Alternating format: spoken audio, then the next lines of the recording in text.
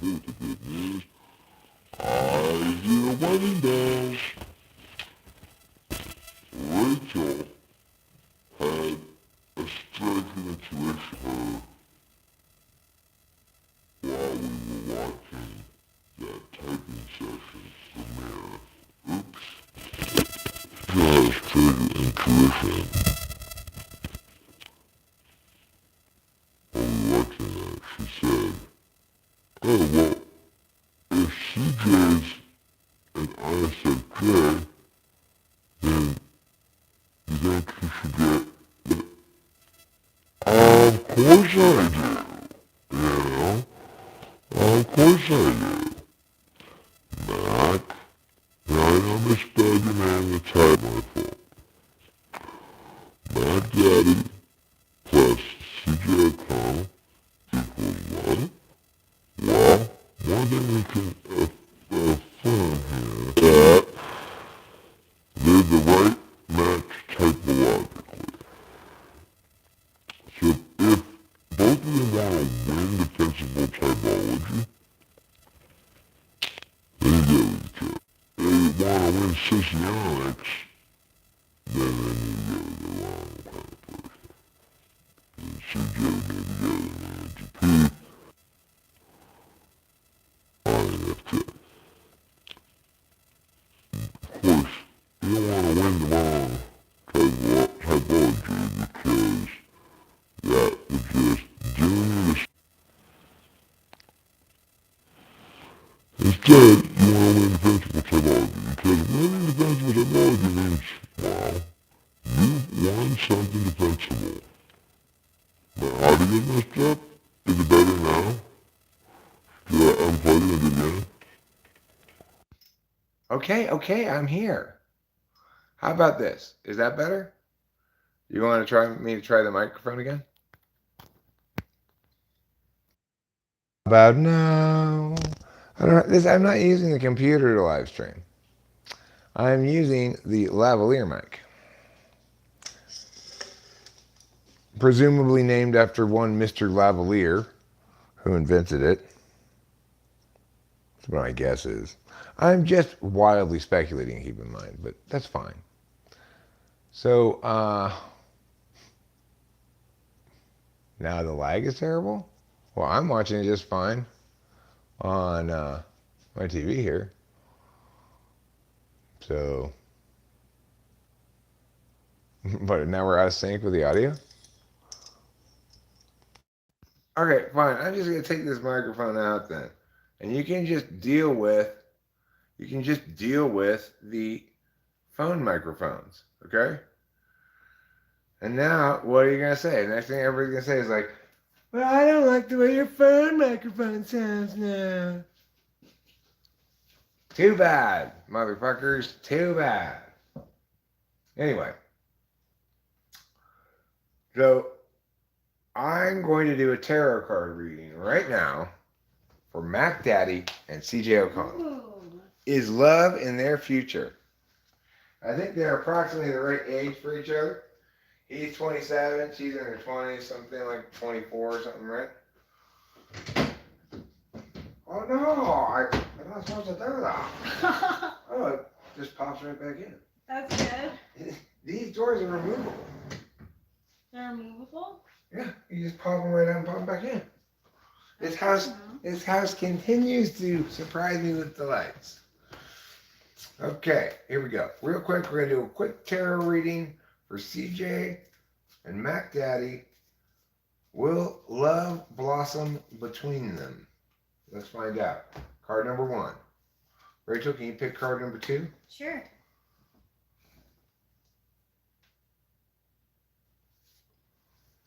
All right. And, of course, card number 3. Which I'm turning over 4th right. We'll get to that one last. Card number 3 is Page of Swords. And I think it's because it wanted me to pull out this one upside down. This one's also upside down. The 3 of Cups. I think that's very interesting. Upside down three of cups means no. Three's not a party. Two is. Okay, that's the upside down three of cups. Now let's do card number two. Oh my God. It's the two of cups, the soulmates card. And then conversation, gossip, story, mental, media, conversation, page of swords. This is what's going to happen after you guys are done watching this live stream. And then look what you got here. Upside down sorrow. Look at that. Upside down three of cups, two of cups, page of swords, conversation or whatever, and then upside down sorrow. It's pretty good. I mean, that's really good. The tarot speaks. The tarot speaks. And you know what? You should be glad the Lover's card didn't pop out, because that just means it's not going to last. Well, that's not necessarily true. If that popped up for a reading with us, I would be happy to see it. Okay, well sure. But what's the difference between a reading that's got the Two of Cups and, let's say, a one card reading? Two of Cups versus the Lover's card. What's the difference? Okay, so the Lover's card represents Gemini. Can't trust Geminis. And it's about choices. So the man's looking at the woman, and the woman is looking at the angel in the sky, and it's like an Adam and Eve kind of like looking couple. By the way, just to be clear, I don't know anything about astrology. I was just a random joke. I don't know anything about Geminis or anything like that. I'm No, not trying to actually insult Geminis. Okay, just to be clear. But the Two of Cups is a great one to get. It's more like stable. Like, right. See, that's why I think it would be preferable, because it says the word soulmates on it, whereas the Lover's card doesn't say the word soulmates I on don't it. think so. So, you know, Rachel and I got that card early on in our relationship a lot. Or I felt that we did. She pulled a different card, and I kept referring to it as that card, not knowing what it even meant.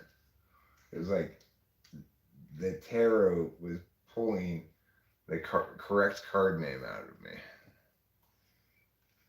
But anyway, looks like CJ and Mac Daddy need to have a chat after this stream is over. Now, don't start chatting while I'm streaming. This stream is way too important for you to interrupt with your little romantic rendezvous, okay? We've still got to talk about Tobey Maguire, and I need you to know the following thing. There's an activity planned for this live stream that I think you're really going to enjoy, and it's called Yard Sale or Garbage Can. We're going to pull some things down from the attic now that we signed up for this yard sale, and we're going to make a determination about those things, whether they are yard sale or garbage can. Doesn't that sound fun? So you'll have to stick around for that. Well, you know, it's probably easiest, the way this is going down, for CJ not to be here. And then Mac Daddy can blindside him with it later. Hey CJ, Eric told me that if I didn't email you, I'd get 7 years bad luck. Ooh.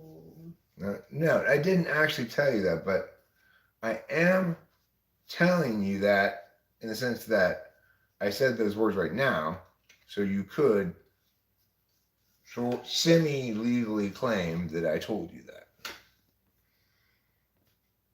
That would work pretty well. The title might tip him off. He probably just thinks I'm talking about a different CJ. I'd assume, yeah. Can you do a poll for me? Of course. I want to know what's my general goings on right now. Your general goings on right now. Yeah, I redid the the document. It tells people how to book sessions and stuff, you know. And I emailed somebody from whom I got a payment this morning saying what day you want. You know, stuff like that. I got one coming up on tomorrow. Oh, tomorrow. Oh, your first card is this. Ooh la la, romance in the house. Ooh. What's it called? The Knight of Cups. The Knight of Cups. Too hard to read. I'm like a teen in love. Next card. You're a driver under control of your vehicle with purposeful directionality and excellent mastery of the road. Also, you're got the loan. That's why I love moonrise. And lastly, you got the King of Cups. Ooh. I'm like heavily emotional, but like also stable. Much like this.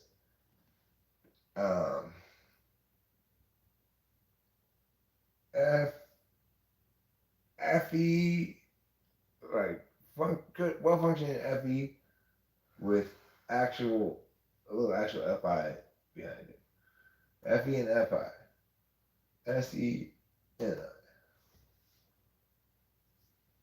So in other words, you're killing it with the SE and I right now because we are. I mean, well, you got the whole registry, man. You know, we're doing all the things we have to do in preparation for this ceremony. And therefore, you're feeling like I'm sitting on the throne in this waterway of emotions. This is all good FE coming my way. Makes it easy for me to use my tool function. It's what I actually want. I'm actually happy. And I don't have to fake it all the time. Yeah. And because you don't have to fake it all the time, you actually feel romantic towards it. And I see. And that's the way, you like it. And I'll do one more quick pull for myself. 3 cards on there. Yay! A 3-card Monty, as they say. Can I read it for you? Sure. I will turn them this way then. Yeah. Ooh, working for a living. That was backward. That was upside down. You're definitely. I don't think you're feeling anxiety. No, I'm feeling sorry or anxiety at all. I'm not feeling anything like that. Also upside down, I guess. Wow. So well, I mean, the problem is I messed this up because the first one right. turned towards you, and then you need another one. I need to just turn towards me, but you read them. Yeah. You just have to Okay, look I'll at them read upside down. Yeah. Okay. I have to do another poll.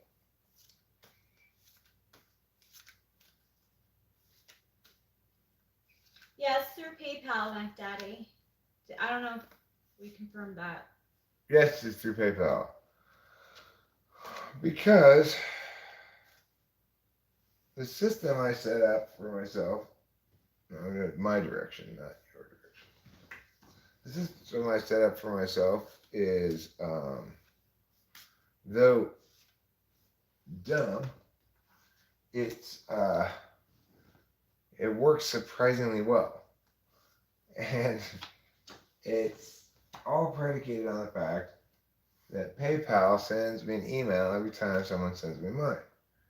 And because I've instructed people when they PayPal me to put their email address, then as soon as I see that PayPal email, I just email that person, say, what day and time do you want? And that's it. And I put it on the calendar, and it's very easy for me to keep track of it. That's why I do it that way. Oh, CJ's here. Oh, good. So CJ, listen, Rachel had a strike from the intuitive ether hit her during the premiere of that session and pointed out, wait a second, hold on, wah, wah, wah, wah, wah, wah, wah. If CJ's an ISFJ, then isn't he perfect for Mac Daddy, who's an ESTP? And I said, Rachel, you genius! Eureka! And then we did a tarot card for you guys, and it was so positive. You got upside down 3 of cups, which is like 3 the party. And then right after it, you got right side up 2 of cups, which is the soulmates card. And then you got upside down sorrow. You got upside down sorrow. And you got right side up something else. Page of Swords. Page of Swords, conversation. Not, like kind of a little hesitant, a little awkward because of this live stream. Your conversation is going to be a little hesitant, a little awkward, a little page of swordsy. But it'll be upside downness of sorrow. And it'll be just the 2 of you having tender moments together.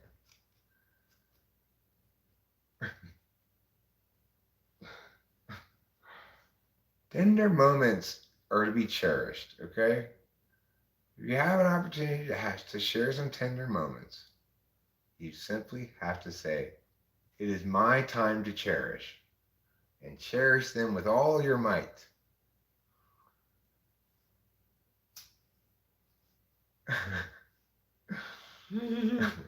Are you saying, oh, I got cock? God.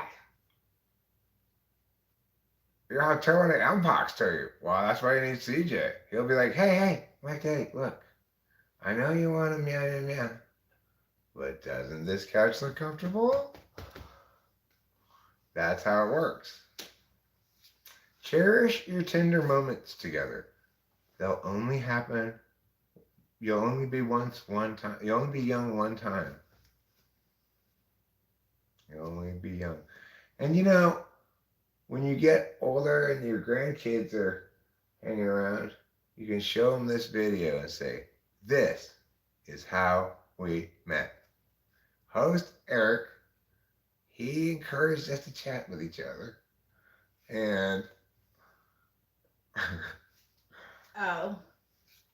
well, you know what? I'll tell you guys when it's time to propose, and then I'll render the question moot by mutual proposing. So I'll be the agent of each of you and propose to the other one simultaneously. Problem solved. All right, my first card is this one. Ooh, you're like enjoying the fruits of your labor. I am. Number 2. Oh, death. Oh, death. Won't you pass me over to another year? Transform. Release. And in fact, that's exactly what's going on right now. I'm releasing all that encumbering misery that we've emerged from. And this one. Ooh, King of Pens. King of Pentacles. Yep. Yeah, exactly. It's like, I'm like, just like that. Because she has a one-on friends just like that. Yes, just like y'all. I like this guy. Because he has a beard just like mine. And I like this guy because he's like Jack Skellington. I like this guy. Because I always carry a cool flag. Did none of you... Oh yeah, it'll be an amazing ring. I'm going to make it for you out of wood. It may or may not fit. It's the thought that counts. Remember that. You'll probably have to buy a different ring in addition to the one I'll make for you. It's going to say, approved by TWFP, engraved on the ring. Oh. Mm-hmm. Nice artwork, very hippie. Good, cool. Well, just make sure that when you do propose, don't do it in the middle of a cactus patch. That would be a good way to get thorns in your knee. Yeah, it would be. The problem with a giant Fruit Loop or a ring pop. Do Fruit Loops come in giant size? If they do, I'm wondering why I've never seen them. But if they don't, I'm wondering why not. Because by making a bigger hole in the middle, you could put fewer Fruit Loops, less total amount of Fruit Loop shaping goo into the box, you know? And it would still fill the same amount of box.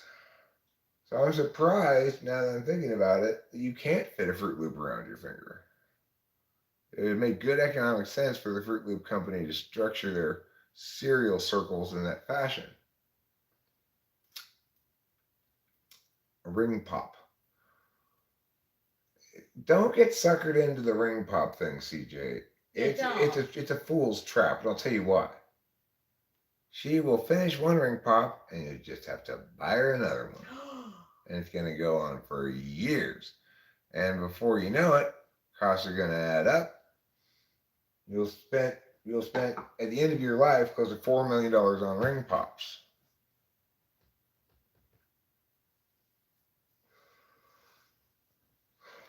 Could I trouble you for another joint? Yes, you may. Thank you.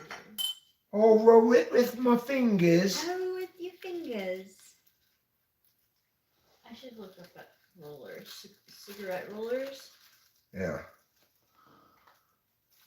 Well,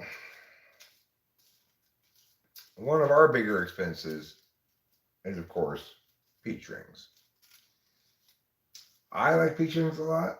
Me too. Rachel likes peach rings even more than I like peach rings. Yeah, I love it too much. I will see Rachel not eat hardly any regular food and then cash like 3 bags of those things. They're so good, though. Yeah, right? they are. They're the best gummy product there is. Yes, they are. I didn't even think of them as being gummy anything, right? They're just peach rings, right? But if you look at the bags, they're peach gummy rings. So it says on them. And oh, you know what? When you guys got married, you should have your way in our hotel. All of us so fun. All by so fun. And then their families would be like, why are we having a wedding in a state that none of us live in? And you'd have to explain to them, well, it's because Host Eric has to marry us. He's the captain of the ship. He has to be the one who marries us.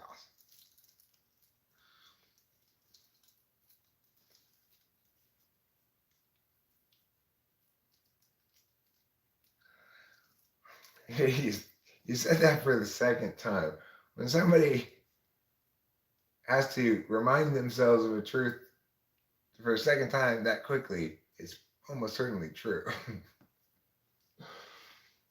You know what? I'll tell you this. Here's the key to not losing your ring. Don't ever take it off. Yeah, I don't. Except when I put lotion on, because that would like. You take your rings off all the time. No, not this one. Granted, you put them back on. Yes. But regardless, you don't have a problem with losing rings. Because I have a ring box. But I'm more like Mac Daddy. If I take this off, it's lost forever. Yeah, so that is good advice to look for a ring that suits you and you don't have to like think about, it's got to be a good size, really. No, it has to be sized properly. This is sized properly. It's not too tight at all, and it's also not too loose. I don't even hardly notice it. The only time I would conceivably take it off would be if I were playing guitar in front of an audience, because sometimes it hits, especially when I'm playing electric guitar. Sometimes it could hit the Oh. like the high E string if you're fretting like this or something, and make a little buzz. But it's not usually a problem. I'd only even conceivably take it off for that purpose if it was like a big important show or something. I don't want to make sure that nothing's gonna go wrong, and then maybe I'd take it off. A tattoo ring. Oh, I do like having a regular ring, in part because I use it for percussion. Like in the car, sometimes I'll tap You with the do. front of my hand for one drum sound and with the ring for a second drum sound, you know?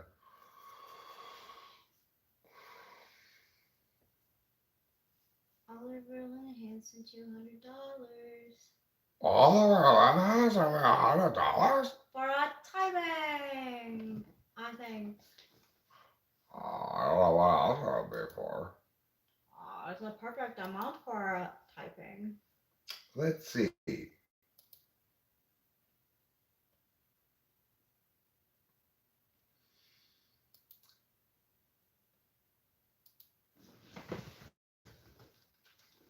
Okay.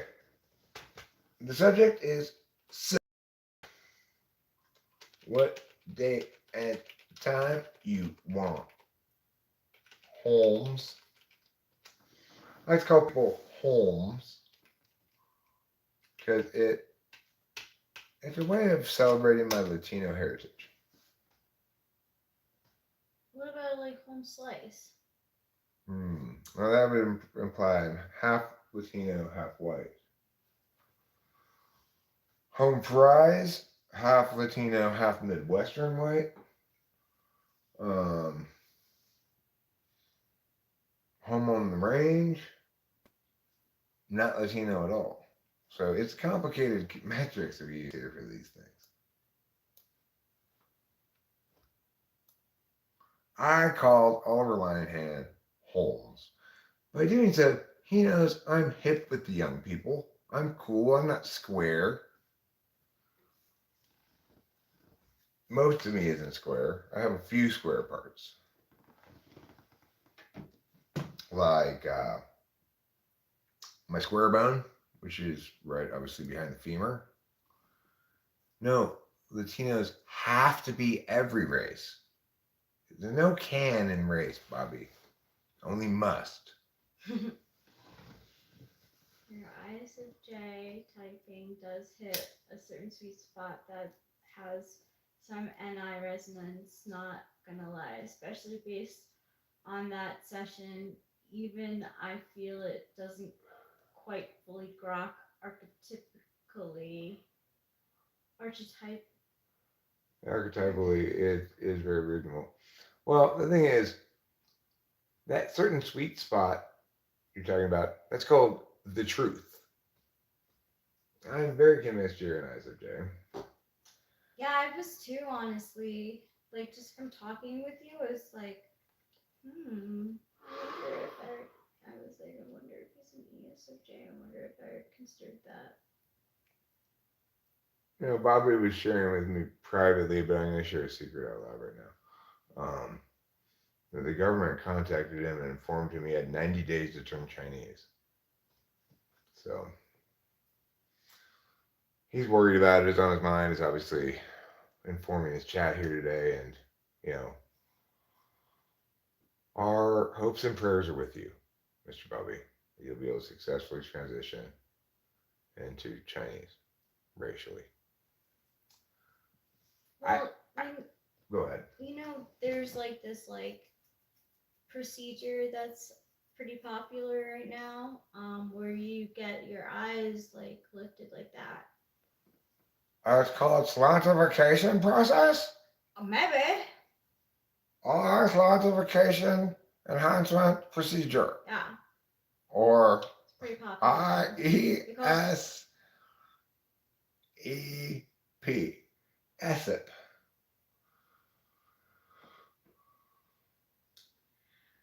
I mean, CJ, I mean, how great are the ISFJ thing to say is that? What does that mean? You want more examples. that that's so SI. yeah, it is SI. I mean, it's a good way to understand things is to have concrete examples of yourself externally, so you can observe fully from an outsider's perspective. It's a good enough strategy to learn things, but it's also very consistent with ISFJ.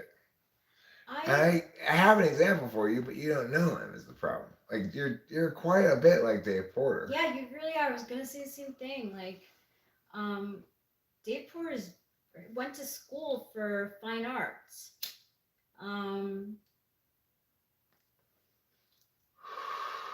He's, I think, very creative. Yeah, the problem here is the same problem it always is. People are coming at typology from the wrong direction. Here's some type descriptions. Yeah. And then I type them and go, well, but that, I don't, there's not a lot of ISFJs who seem to be really like me. Well, remember, everybody's fucking mistyped, right? Like, everybody's talking about typology, doesn't know what the fuck they're talking about. Trying to get any meaningful intellectual work done in typology is like trying to swim through quicksand. It's like everywhere around you, the ground is soft and mushy with misinformation.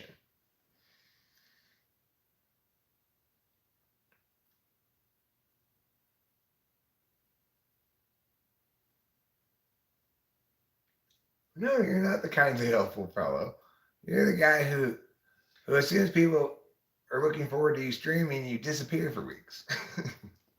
Yeah, like don't look at 16 personalities for the type of the ISFJ. There's one thing I will say about pretty much every ISFJ. They are likable. Mm-hmm. And people like them. The same could also be said of INFJs, but less vividly so. SFJs are warmer than INFJs. Mm-hmm. So yeah, like I'm very reserved, I'd say. right. But the coolness aspect to INFJs comes from the fact that they don't, as a means of effing, they don't relate stories about themselves very much. No, much more of a listener. ISFJs, they have at their disposal so many particular examples and specifics that link to whatever that other people who are paying attention feel more disarmed by ISFJs. People don't feel threatened by ISFJs because their FE tool is so good. And as a consequence, when people write type descriptions of ISFJs, they write reductive type descriptions that don't acknowledge or talk about how robust their strengths can be in various areas that aren't those stereotypical things like cooking and being nice at dinner parties or something. It's like, obviously, ISFJs, they're very greedy with their own time. Like, they don't want to be overstretched.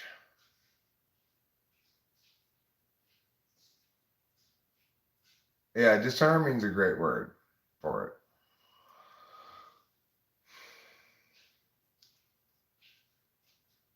So it's like dumb people will find INFJs disarming. Smart people will not. All people will find ISFJs disarming.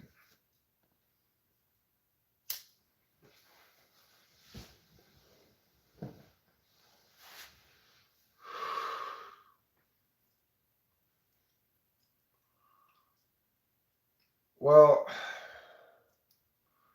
ISFJs have better access to their subjective epistemologies, and they are fiercely protective of their own time and space and SI shit. You know, without that, INFJs are more subject to being encroached upon, perhaps. But I would say that that INFJs are less likely to tolerate encroachment for as long as ISFJs if they are being encroached upon. In other words, once once you get SI Dom used to something, they have some longevity you can assume based on just the momentum of what they've been doing. Whereas INFJ can be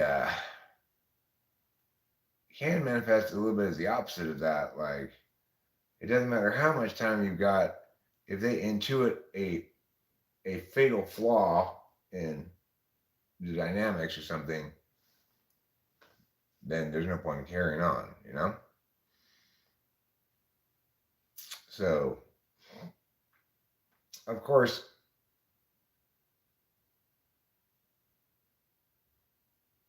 this is new territory for, it feels like, for all of humanity. But I mean, for both of us, it's new territory to not be working around inadequacies of our partners. Yeah, no. Workaround? Well, it's like I stayed in relationships where I had to work around the fact that, for example, I didn't like my first wife at all, let alone love her, Yeah. I just had a lot of expectations regarding what role she should fill. And those are significant hurdles to try to work around if you're married to somebody. Like, you're trying to make your marriage work with somebody that you never liked in the first place, that you disliked from the get-go.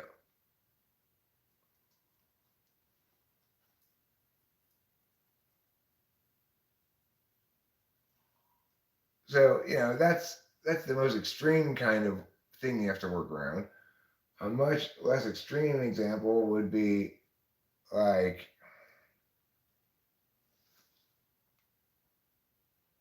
Candace making me go to family barbecue. I didn't want to go to this thing, but I agreed to go 3 weeks ago when she asked me, and she's gonna be all pissed if I don't go, so I should just go. And then that's something you have to work around. A family barbecue she wants you to go to, you don't want to go to. And a minor enough thing, a perfectly healthy, good relationship could include an example of that, and still be a good, healthy relationship where one partner agrees to go to a barbecue they don't really want to go to because they know their other partner wants to really go to it. That's not at all inconsistent with a perfectly good, healthy, happy relationship. So, because I had that problem with an ESFJ too. Mm-hmm. What type would go along with them? INTP. Or, I guess, probably, let me think about this. Is it ISTP? Yeah, let me check. Yeah, it's got to be ISTP. I think so. I could see that being a good comp. Wait, no, yes, no, yes, no. Is it INFP? Oh, hold on. Let me check.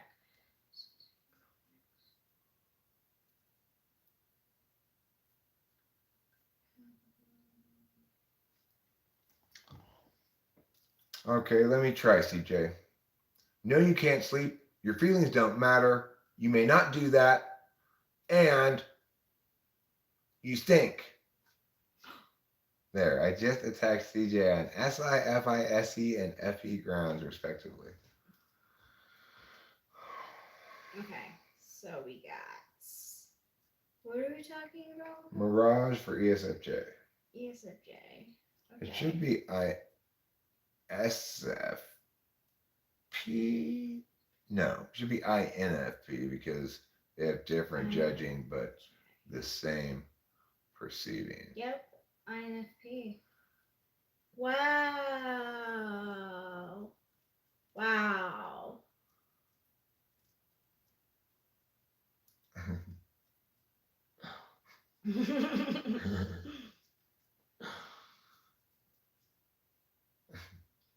Like this would be an example of CJ, how to get CJ mad. He's sitting down at the bench outside the library, and he just walked there for nice and shady from across the street where he's gotten a chocolate milkshake from In-N-Out. And he's about to take a much desired sip of it. And then Mac Daddy comes by. She grabs the milkshake out of his hand and drinks it all herself. And then makes him throw away the trash. And lastly, doesn't say thank you when he's done throwing away the trash. That's how, this is worst case scenario for CJ and Mac Daddy's first date. Mac Daddy's arrived early. CJ's arrived early. He's gotten himself a beverage from a local restaurant. He's sitting down on a bench. He's very thirsty. It's hot. She walks right up, takes his drink, drinks it all herself, and makes him throw away the trash and doesn't say thank you. That'd be the worst first date, first impressions to make ever for CJ.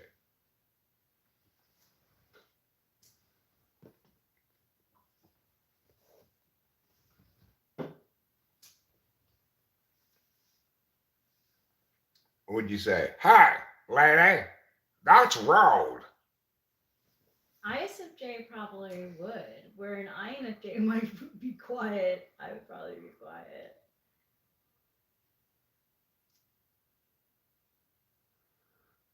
Hey, CJ O'Connell, who are you? That would be how to insult him? That sounds more like a question to me than an insult. If somebody asked me, who are you? I'd say, I'm Eric. Who are you? And they'd say, never mind that. Get out of here, Eric. And I'd be like, whoa there, mister.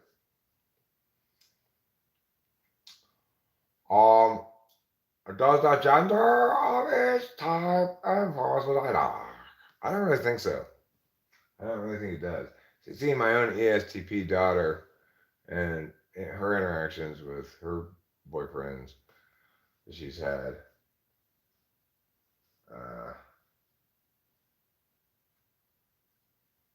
well, she definitely goes for introverts. Mm-hmm.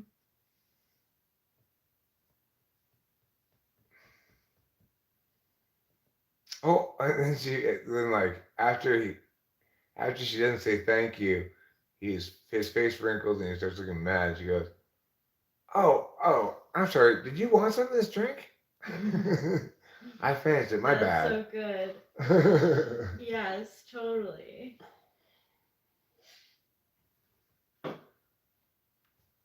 Mr. Bobby, don't talk about what Mac Daddy likes to do. You have no idea. And neither do I. And neither do we want to talk about it. So, let's change the subject dramatically. And I'm going to go get a container to put a couple of things in. And this is the really exciting part, a box of stuff from the attic. And we'll go through it and we will separate together, all of us, as a one big family.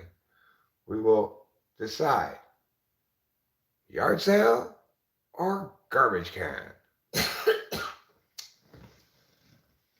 So while I go fetch a few accoutrements that are necessary for this, what I like to call the lightning round of the live stream, while I go do that, you guys, actually, I think I'll take you with me. I'm gonna take you with me. Okay, fine, I'll take you with me. But remember, first of all, go to the bathroom before we get in the car. Go now. I'll smoke a cigarette and wait for you guys to go to the bathroom. Because I don't want to have to stop once we start heading over towards the containers in the attic and stuff. That's just gonna frustrate me. So just go to the bathroom now while I smoke a cigarette. Hold on, friends. Don't tell me you're doing more cutlets. Let me see how many cutlets you have. You finished all of your cutlets? Wow. You guys are some real cutlet hounds.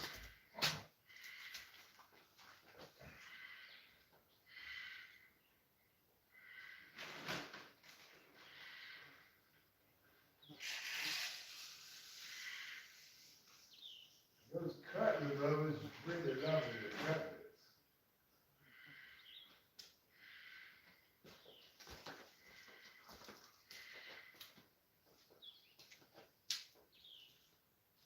All right, cutlet lovers.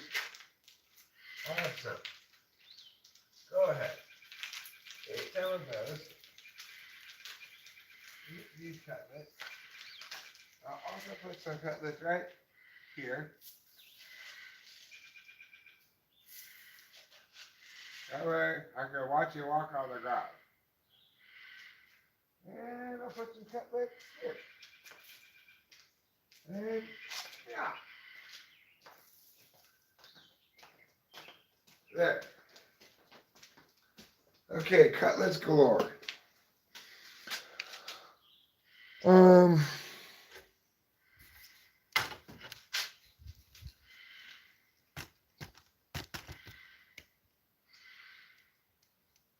So there I was in front of Man's Chinese Theater.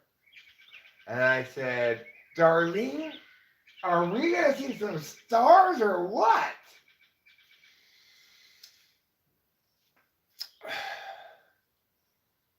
That's my imitation of a Midwesterner ESFJ returning to their Midwestern state after a vacation to Hollywood, California. I need to get my drink. I'll be right back.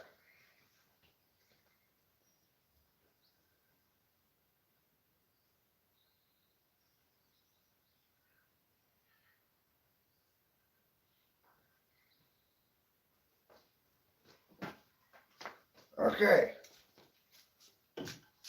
Now we're ripped, ready, and roaring to roar.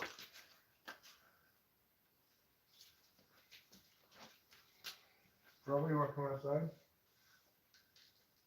Come on.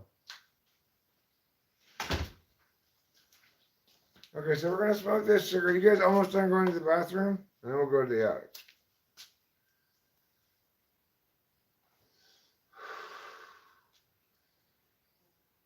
I am going to have to ask each of you who wants to go up into the attic with me to please put on a hard hat and an orange safety vest. It's just, it's our insurance and OSHA regulations and stuff.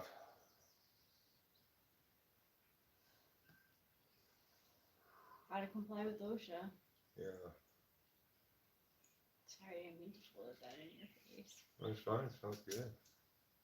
You can blow as much away talking like that as you want, Rachel. Oh. I'm just glad we're on the correct side of each other. Normally, seems like wherever I'm standing, the wind's blowing the smoke at you. I don't even notice. I think it's usually we're switched our places because maybe the wind normally comes this way. I'm not sure. I don't notice. But thank you for noticing. Consider it. I've gotten you thoroughly desensitized to cigarette smoke. Yo, I've even thought about starting. I'm not though. Yeah, we don't need the extra expense. It's not good for you. It's just when we're in the car and sometimes you have a cigarette and I want to be smoking. That's why we need to be more reliable about rolling your joints. What does that say? Have an I don't know. appointment or something? Oh, that's a CJ typing. We already did that. Yeah. We don't have that actually anymore tonight. Nope. Well, it's 5:30, and you know what comes out around this time? Mosquitoes. The bugs. The bugs. This is the worst time of day to be standing outside right now, this time of year. I'm guessing by July 8th, the bugs won't start coming out till like 7 o'clock. Because that's almost the longest day of the year. June 21st is the longest day of the year. July 8th isn't that much later than that. So Yeah. it's going to be a long day that day in terms of daylight. So once it gets buggy, we can go inside. Yeah, we can always just go outside. And it probably would be less buggy then because it would be a little less wet then. But Okay. hard to say for sure. Let's see. My butt's a little buggy. Mm. So I make that noise. Do you feel better? I just need to install the update. Yeah. I keep saying remind me later.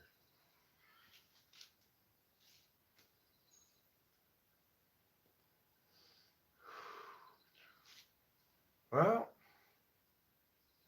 pretty happy with that how that mailbox project came out. Me too. I think that mailbox project is my biggest success since digging out the drain. Yeah, definitely. My biggest home fixie thing, you know.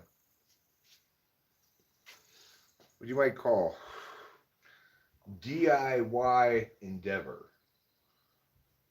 It's my most triumphant DIY endeavor since I uncovered the drain in the driveway.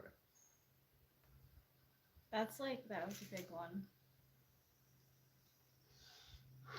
Bubble, bubble, leave it alone. I know you wanna have a friend, but she's not your sister. I haven't really had that much to fix. I haven't really had that many opportunities to have triumphant fixing moments. Obviously, successfully diagnosing and fixing the upstairs bathtub problem was a triumph, but that was Cameron's triumph. That was not so much my triumph. My triumph was figuring out The toilet. Yeah. Discovering the up flush is much more massive than the down flush. It's a big discovery. Yeah. I was fretting about it because of having company. And today I discovered that apparently you can pop off those doors on that thing on the TV. Yeah. Yeah. Pretty convenient. That is convenient.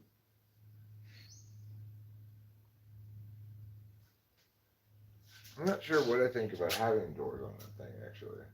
Do you like having the doors on it? Well, as long as you don't mind having things exposed, because I like having my tarot cards in there. I mean, things are exposed anyway because you have to leave either the side ones open or the middle one open, right? There's only two doors. It doesn't cover the whole thing. No. I bet there's a third door for that somewhere. If they pop on and off. Possibly. I might take those two doors off, though. I don't... Okay. They kind of have a weird Western vibe to them. It doesn't match the house. No, I think that the newest family brought that in. They brought in a little wrought iron element that is... It's chapping my interior designer's hide. Along with those horrible ceiling fixtures. Oh, me too. The fan and light fixtures are not attractive. They're functionally they're great. Yeah, functionally they're fine. Great. You know, they're both fans and they put out a lot of light and blah blah blah. But design wise, they don't seem to go with the house. Do you think so? No. It's like you expect some sort of like southern plantation fan. Like the one in here that's hanging from in the foyer, that looks like it goes with the house. It does. I don't know what was behind the thinking of those Wouldn't surprise me if the second owners replaced normal ceiling fixtures with those fan fixtures because they wanted the additional functionality of more fans. You really do not need them in here. You do not need all those fans in this house. That was a mistake on their part, I think. Because that fan was put in by the guy who designed this house. Do you think that the guy who put in that good fan that looks right in this house put in those other fans? No. I don't think so either. Kitty, leave the woodland friends alone. They're friends, not prey. Get it together. Kapow! You know what I think, Rachel? Mm. She just wants to eat some woodland cutlets. Maybe. Like our woodland friends, she's developed a passion for the cutlets. Capillo, let the woodland friends have the cutlets, please. Capillo. Sweetie. Darling. Sugar plum. Capillo. That's for the woodland friends, not for y'all. Oh, well. You know, cats be cats, I guess. And they see delicious looking little birds, they think, you know, I'm normally a pretty nice guy, but I have an irrepressible urge to kill that. She's been so like lovey. I'm sure she like wants to give us presents. Right, yeah, she wants to give us a dead bird. Yeah. We don't want a dead bird, Capillo. We don't. We want birds tweeting and alive. Yes. Oh, and I loved it that I walked out today and the two blue jays didn't fly away. They're getting desensitized to us. Yeah, it's great because blue jays are shy. Well, you know who's getting the most desensitized? The squirrels. The squirrels, I could practically walk right next to them and they don't even budge. I saw this one squirrel right there up on the slanty part of the driveway earlier today. And when I first looked at him, I thought, how did a squirrel get run over in our driveway? Because he was lying all so super flat and spread out on the ground. Oh my gosh, how cute. But he was just resting. He wasn't dead. I'm glad that he wasn't dead.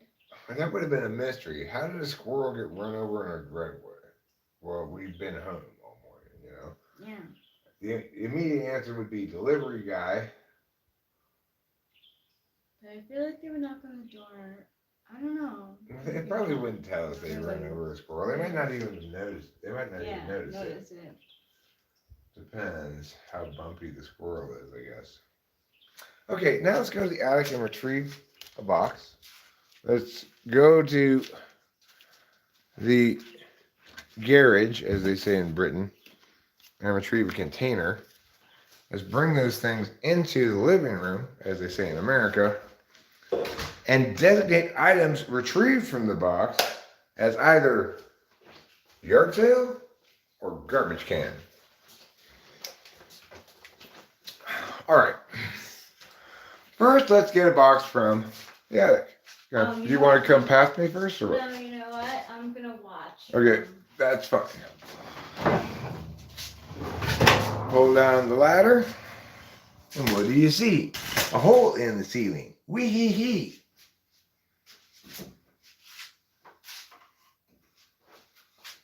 Now we're going to put the ladder down like this. We're going to go up here and turn the light on and come back and get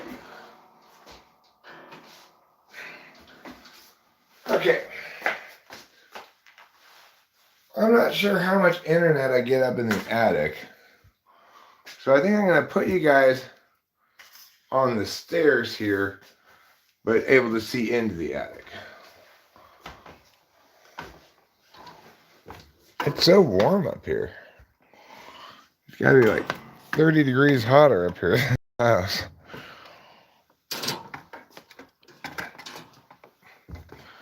Guys, can you wait till I'm done with the ladder before you trying to climb up here? You're getting in my way. There. That's my crotch.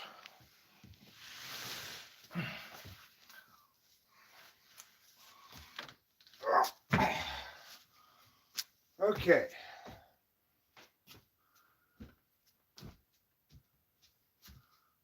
Let's start with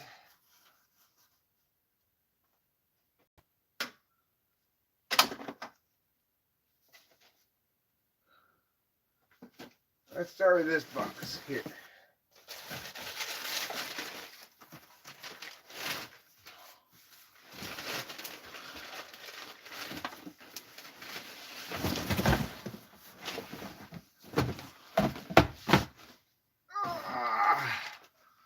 You guys can't see either.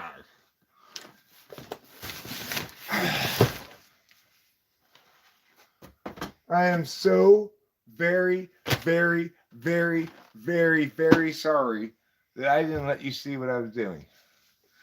That was so unfair of me.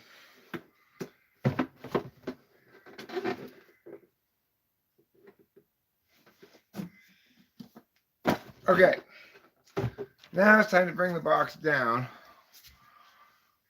out of the attic into the living room where we can look at it and designate things. Garbage or yard sale.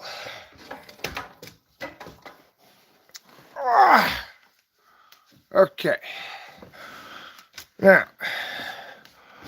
you guys just stand over here for a second. That's fine. Just do it. God, you guys are so bad at standing up. I never should have let you come with me to the attic.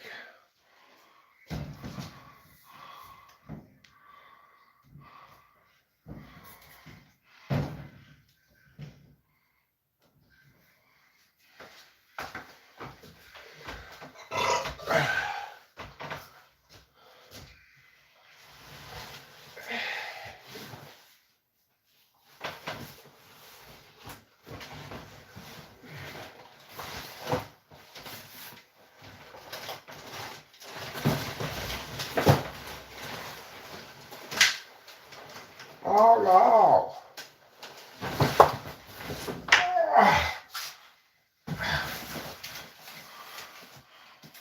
Okay. There's the box of stuff.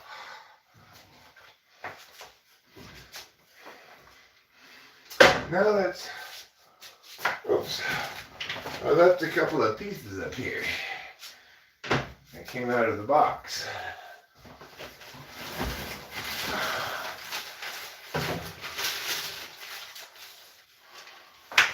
All right. I now got to turn the light off. Okay. Now, fold up the ladder. There. Close that little door. Whew! Back breaking labor.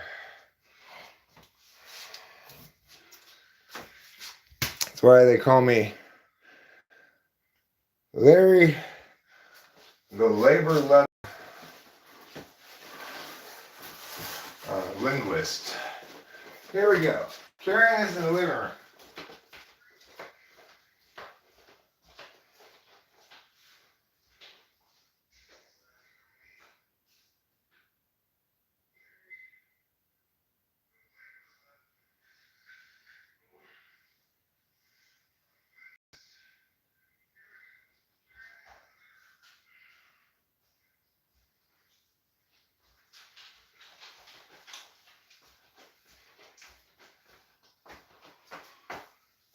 I'm back.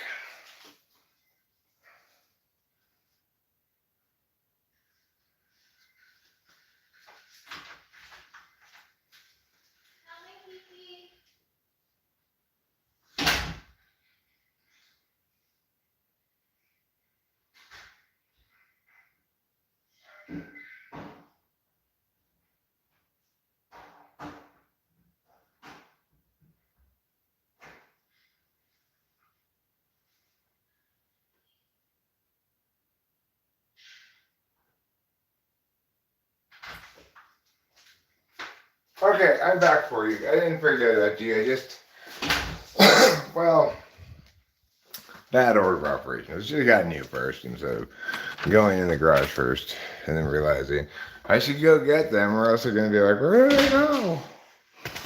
So what I'm gonna do now is I'm gonna empty all of these, either someone else's, some other family's slides. I'm just gonna put them in this box here, this littler box.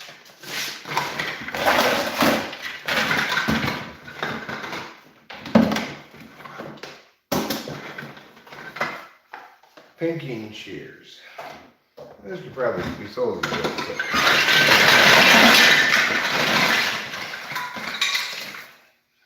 There. Now,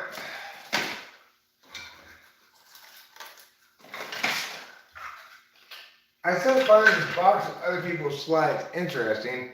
I have a slide projector, but I'm missing a power cable for it. So I might have to get another slide projector. I want to get a slide projector and do some live streams where I have slideshows of other people's slides or my own family's slides. I think this would be interesting to look at all these old slides and see what's on them, you know? Okay. These prints here were in the attic too, but I had moved them to this slides box where they were down here in the garage somewhere, but these are also were left here by the previous people. I'm going to put them in this yard sale box right here because they qualify as yard sale things.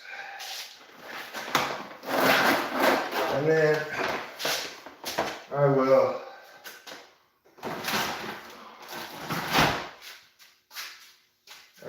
put this over here.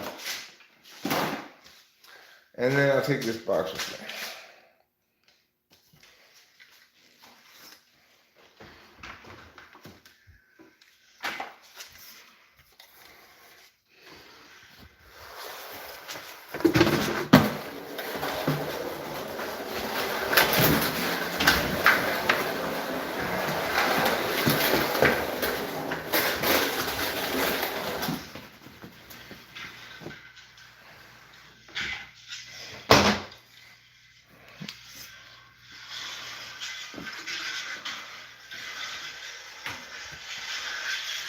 Okay, hot lips.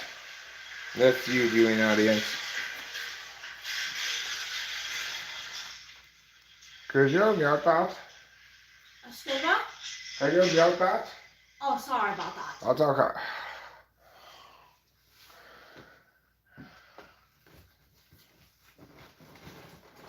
Alright. So here's our first box of stuff to go through. This is a container in which we'll put yard sale stuff. So put right here. I suspect most of this is going to be trash, but I don't really know.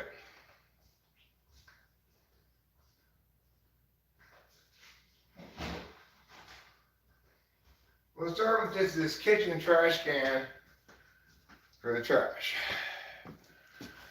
And I am going to turn on this harsh overhead light so that we can better see what we're doing. Okay. Our first attic item, for which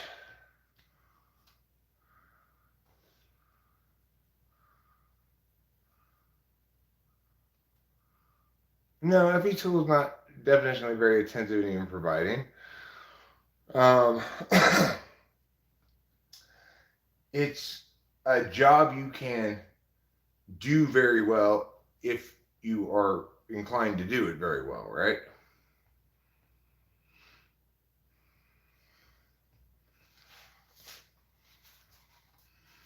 The first item that we need to decide, yard sale or garbage, or keep it potentially, is this exciting sketchbook. Let's look at the paper inside. Well, It looks like there's the beginning of a sketch on the first page. You can kind of see a figure there. But, yeah. Oh, yeah. Well, I don't think there's any other drawings on any of the other pages. So I think we should either sell this or keep it. Yeah. What do you think?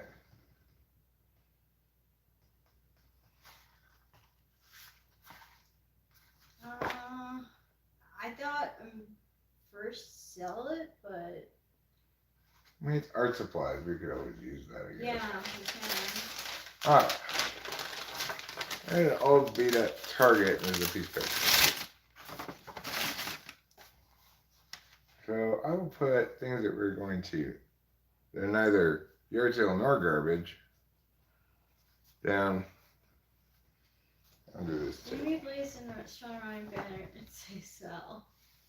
Sell? Okay, we're going to sell this then. Yard sale it goes. Thank you guys for saving me from my own wrongness. This is a spiral notebook Wow. with, again, one page of stuff in it, and the rest of it's blank. Sell?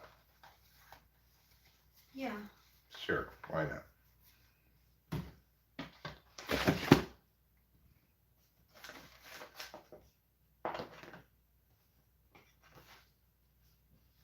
There's a beautiful picture for you. My friend says, oh wow. Sell that. If we can get 20 cents for that, we'll be doing great. Yeah. This is just a piece of paper. Now this book I noted was interesting in the attic. Look what his title is. I will read it to you.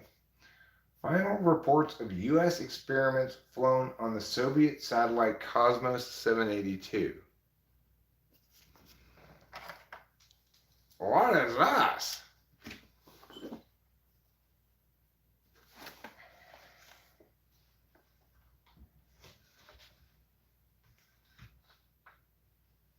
Alright, so check this out. I'll read some random bit of it.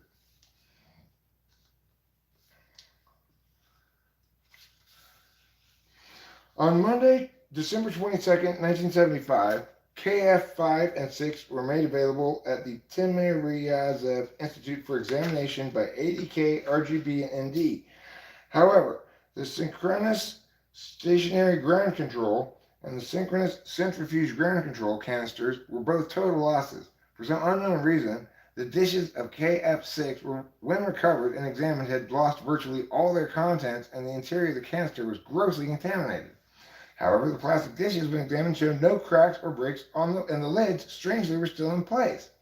The Pyrel foam insert was completely overgrown with microorganisms, especially fungi. The microsoil standoff, when examined, showed minute eruptions. All this leads to the view that these canisters may have been exposed to some extreme conditions of temperature and or pressure which were not part of the experimental plan. The KF5 canister retained more of its material within its plates, but it appeared that the agar, medium, etc. had shifted as if subjected to a centrifugal force. This is all the more curious since KF5 was to have been kept stationary. In this canister, the Pyrel foam insert was missing, but the microsil standoff showed none of the minute eruptions described above. Again, even though this canister was contaminated, this was not as extreme as in KF6. Wow, a mystery, a real mystery.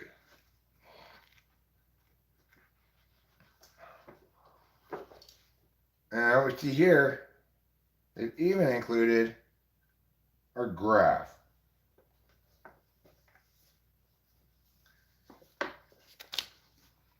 And the title of this graph is Integral Number LET Spectrum Measured Aboard Spacecraft with Plastic Nuclear Track Detectors. And then they got these things, right? And it tells you what they refer to. Cosmic Ray FE, Solar Minimum No Shielding. Cosmos 782. Skylab Astronauts, Command Module, File Drawer B, Drawer F. Apollo 17 astronauts. This is exposure to radiation. Isn't that interesting? That's so interesting.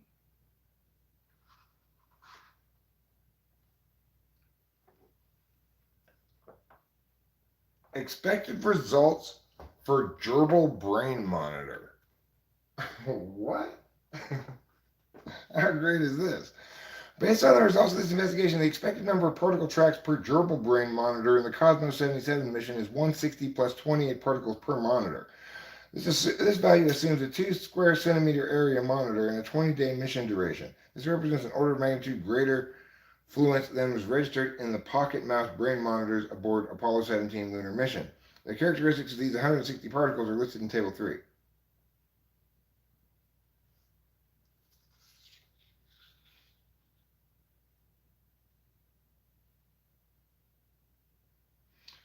Column 8 gives the most important data regarding the number of stopping Z something 20 particles in the gerbil brain. It shows that there will be MIA particle with Z MIA 20 detected in the monitor out of the total 160 particles, which will stop within 0.2 to 10 millimeter range of the monitor.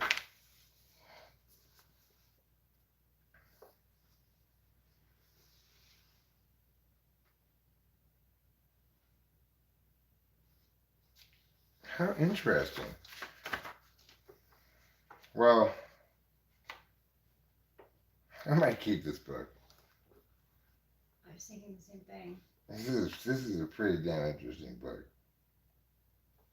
They even got photos of the cells under microscopes in this book.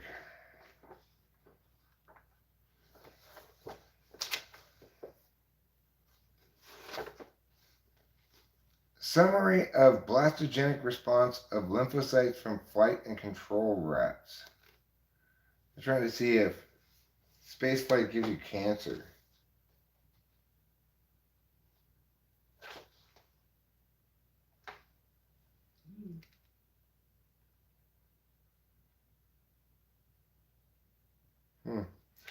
I'm not sciencey enough to really understand all this stuff.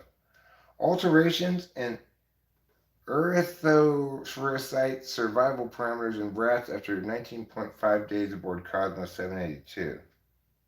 Work done in collaboration with the following members of the Institute for Biomedical Problems, Moscow, USSR.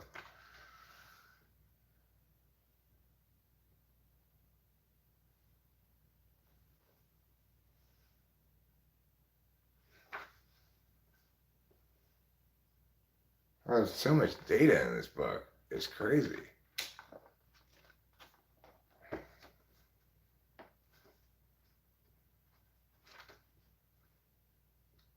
Well, I guess if you're going to spend so many millions of dollars sending people into space, they better put together a lot of book.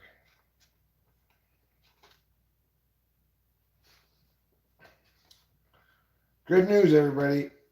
This is an unclassified document, and it costs $11.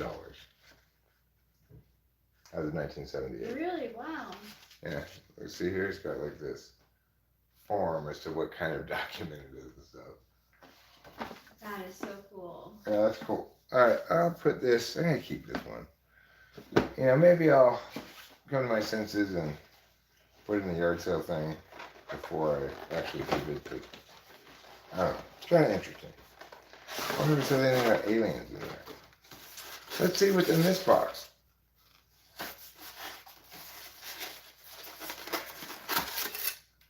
Uh-huh. A realistic, voice-activated 5-channel FM receiver. I think this has got to be sold at the gift shop. Yeah. That's what I call yard sale. What do you call it? Yard sale. Yard sale. All right. We've got 2 finger painting pads that have nothing done on them at all. Or at least this one doesn't. And this one Also doesn't. Let's just put these in a cell box. If I decide to separate out the art supplies, that's fine. But let's just err on the side of selling for right now. Now this I want to keep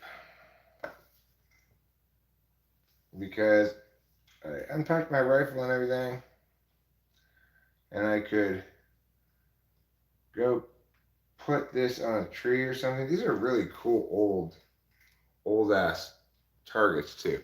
Like 49 cents for all these targets. Wow.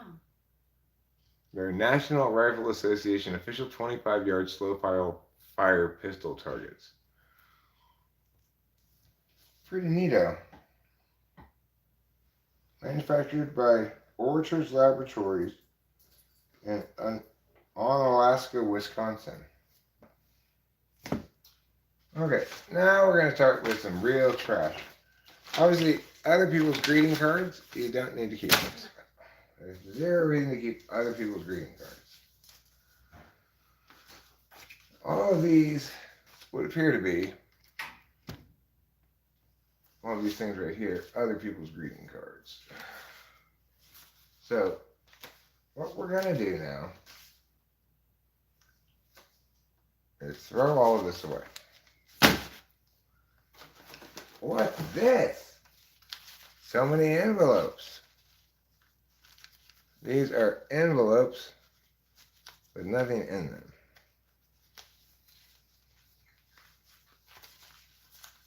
Should we keep envelopes with nothing in them? These are the kind of questions that have plagued mankind since the beginning of time. They're perfectly good envelopes, but do we need any envelopes? Do we need all of these envelopes? I don't think so. So I'm going to throw all of these envelopes away.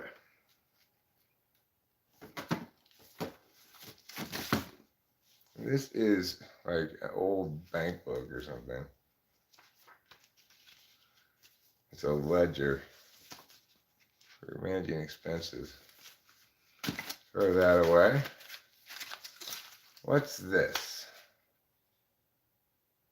That's like a sticker for mail. Alright, all of these can be thrown away as well. Into the trash they go. Now,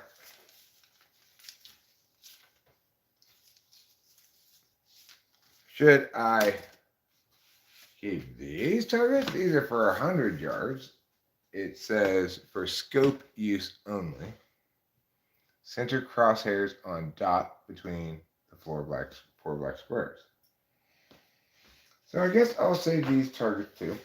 Since I'm shooting a rifle, not a pistol, these ones probably become more handy. Alright, this is this. It goes in the trash. This beautiful painting. Look at it. We could sell this for $1 million. $1 million.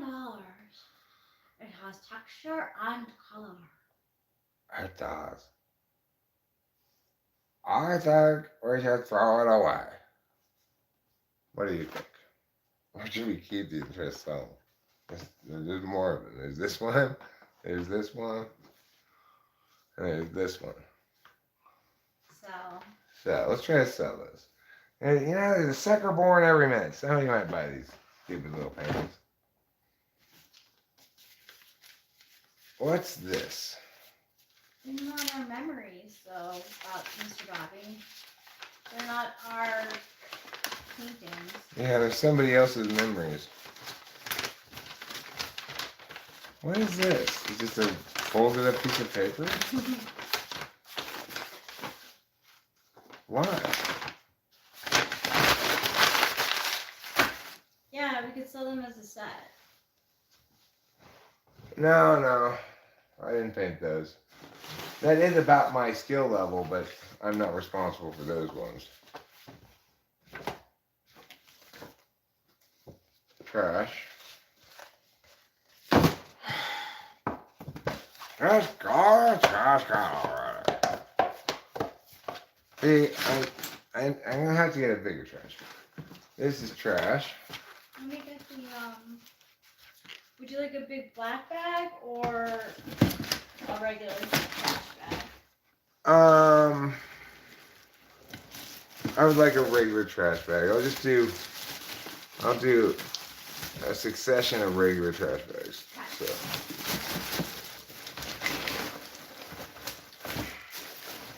But this is one trash bag worth of trash that is done being sorted. I'm gonna put this like here so you guys can see more of the action. We'll be right back, everybody.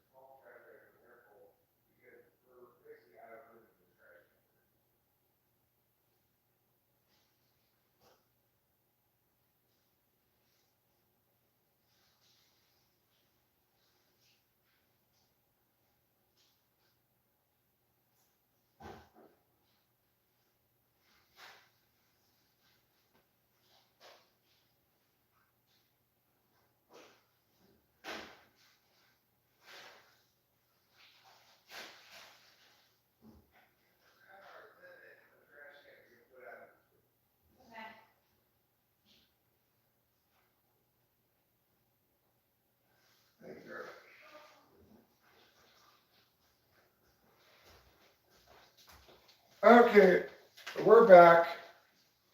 We're back.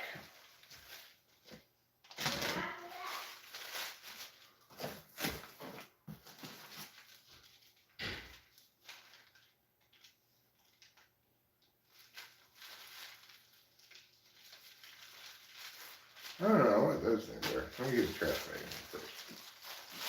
So, obviously, there's a lot of trash in here because I see here checkbooks, right? Like somebody else's checkbooks, somebody else's photos.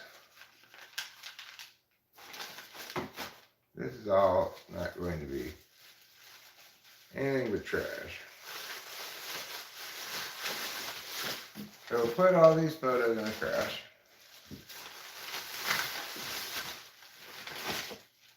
As per Mia.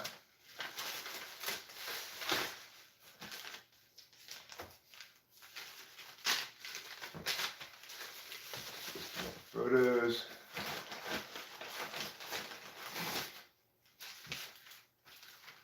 Photos.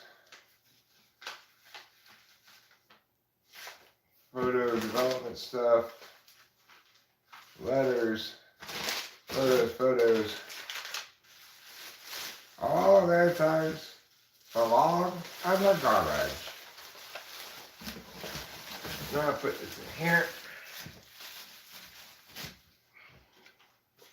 Okay, let's see what else we got here. More photos. This is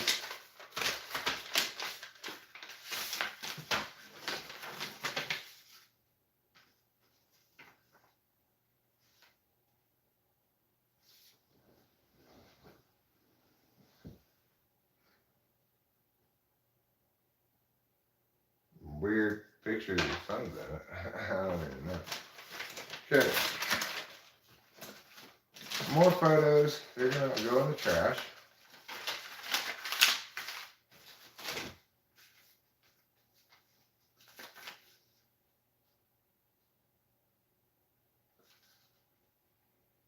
Kind of cute, don't you think? Somebody sent in a picture of their baby. Wow. Your car papers. There are no car papers in there. There's one of these things for your visor. This will sell for sure. Who wouldn't want to buy this broken car visor thing? Car registration for someone else's car. Oh my goodness. I've been looking for a copy of this book for such a long time. It is the Junior Missionary Volunteer Handbook.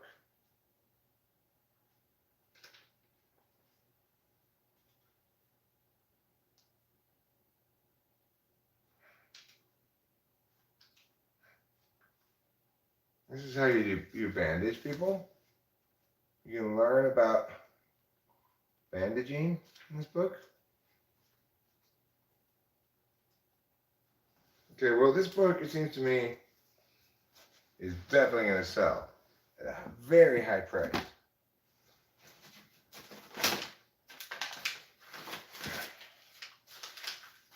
All of these people's papers, we don't need them. We don't want them. But the real question is, why do they have so many copies of this photo?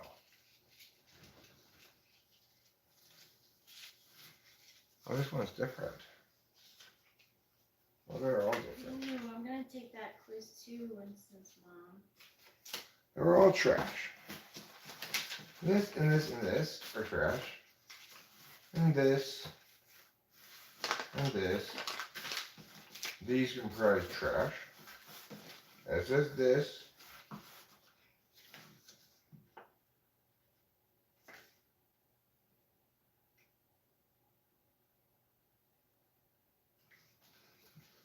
I guess they didn't leave their coins in here. This looks like it came with some sort of coin set. I don't see any coins.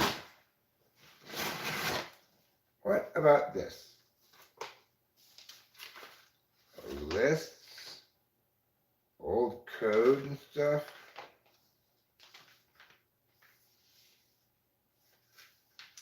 Like commands. It is a bit boring, but it's partially because this box has not produced much of interest. You know, it's not necessarily this activity is always this boring. A bunch of old envelopes that are unused but we do not need.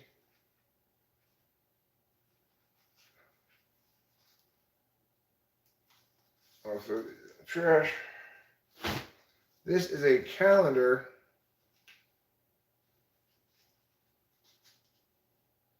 Monthly date. Well, it doesn't have a year or date. You have to write in the date yourself, so it's like for any year.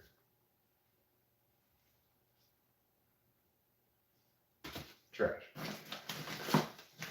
Now we're getting below the mail and stuff here. Maybe, just maybe, we're getting into something interesting. Okay, here's something interesting. Meow, meow, meow. It's a pusher. Ooh, a pusher.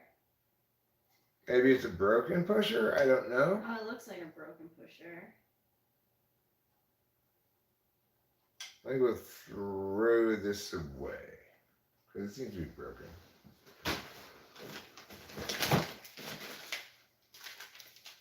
And we've got one of these things.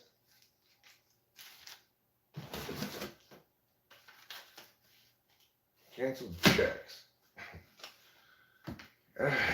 Look at all their financial papers. What a boring box. Oh, super old school ink things for printer cartridges. Hey, seriously doubt we'll be able to sell these. Well, I suppose you never know. Maybe somebody's got this old printer. Should I throw these away or should I sell them? No. What about brother cover-up correction tape? You think a lot of people use this anymore? We're going to try to sell these. These are new in the package, so we'll try to sell them. Okay. These ones, I guess I'm just going to throw them away. Checks. Oh, wait a second. Where's my pusher that I threw away? Come back here. Look, I think this goes like this.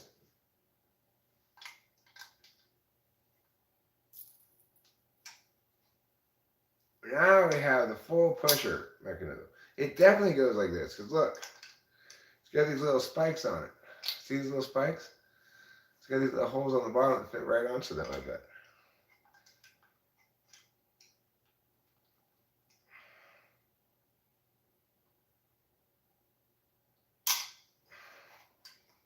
We're going for that. It makes it difficult. You have to go on for there. It definitely, there we go. It definitely goes on there. It does. Now it's on there. And you can squish it down like that. What's that for? Well, it says something on the inside here. Oh. I guess it embosses. Robert E. Miller.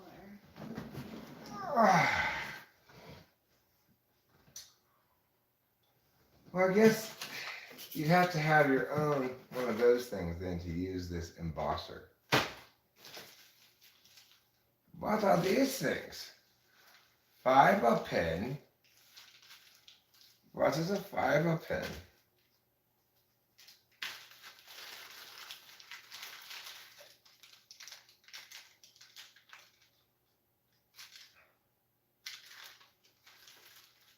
What are these? I just don't have any idea. This is like a little car circuit thing, you know. I don't know what these things are. But somebody might want fiber pen. So I'm gonna open one of them. That's what I'm gonna do. I'm gonna open one of them and find out what they are.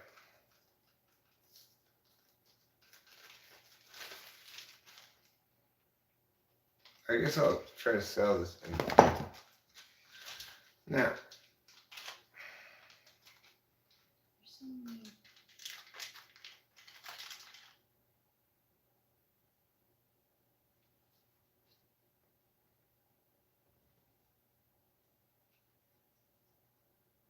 I don't know what that is. I have no idea. What are these things?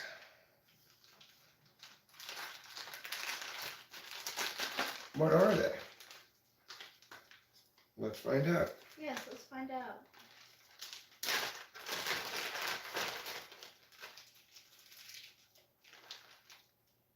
Like, what could these possibly be for?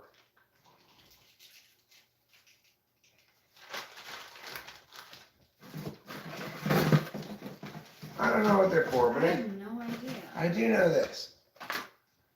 I'm going to try to sell them. I'm going to put a sign on them that says, mystery tubes.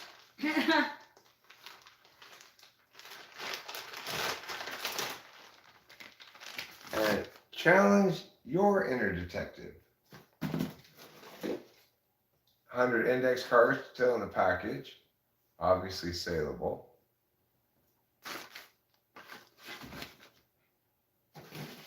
Another 100 index cards still in the package. Obviously saleable.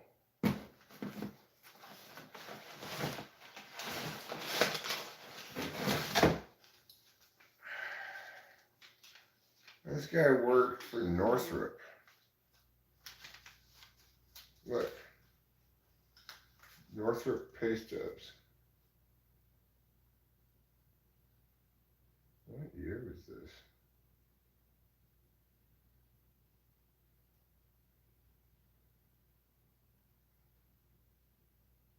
Let's see what year it is. He's bringing home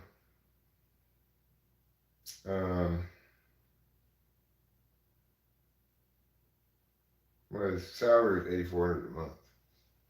It's pretty good. Yeah, it is. For quite a long time ago. You're looking at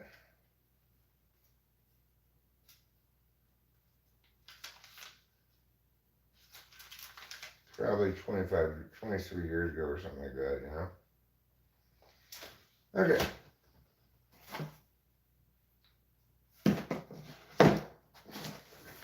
Here's another one of these things that goes with the embosser. And I think everything else in here is trash.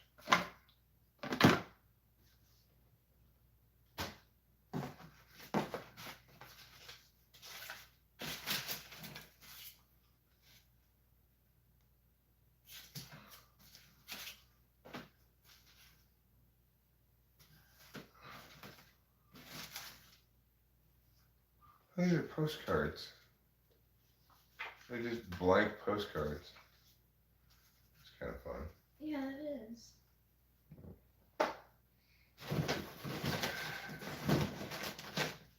These envelopes go in the trash. And that's all the rest of this stuff.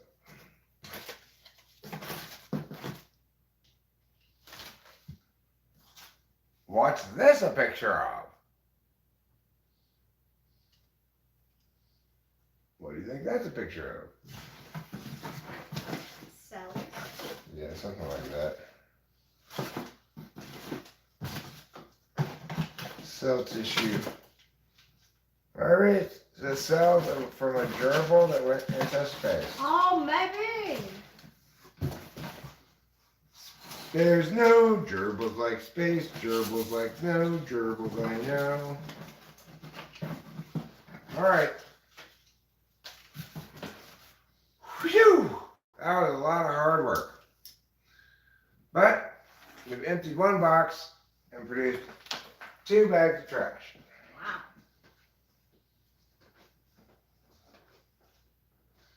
Wow. Any interest in the sweet and sour chicken? Yeah, I'd be down for sweet and sour chicken. That would make me feel like a natural woman.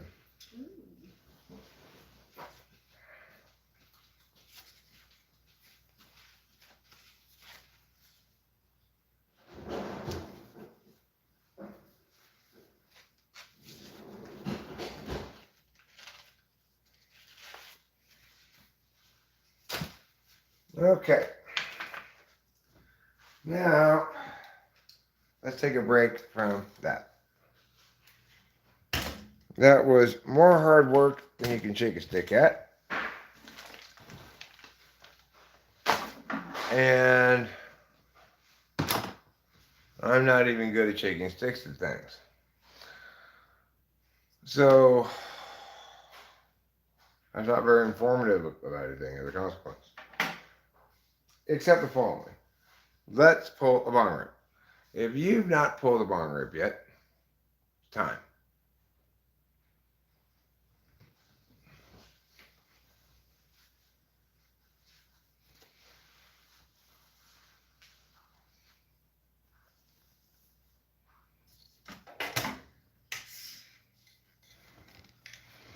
Most likely it's going to get me in trouble with FEFI faux fun if you simply posted a short that host Eric type means ISFJ would get tons of free typing. Yeah, that's terrible TE because those quote unquote free typings are just going to muddy the pool of information with wrongnesses rather than providing any meaningful insight into anything. I fucking might as well ask a bunch of monkeys to clean the bathroom.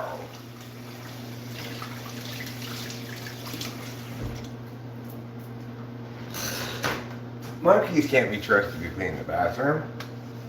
While they're cleaning, they'll be shitting on the floor. So too can random people not be trusted to say anything informative at all to CJ about his type. I mean, think about it. I spent a lot of time watching and listening to CJ talk and stuff like that. And I was heavily inclined to think he was an ENTP until I actually started talking with him, doing a typing of him officially, formally, and then it became quickly clear he's definitely not. That's why you do not want people who are like, well, you're definitely this, and they've never actually typed you at all, are big dummies.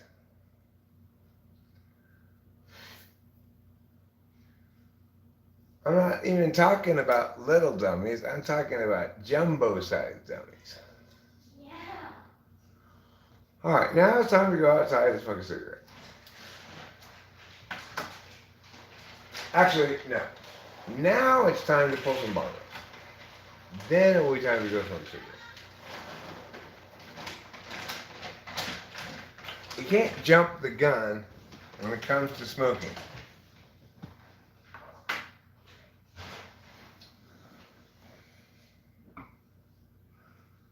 Stacy's a legend.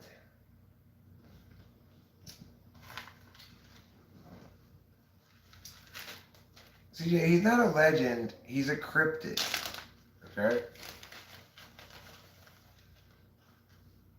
He sort of exists.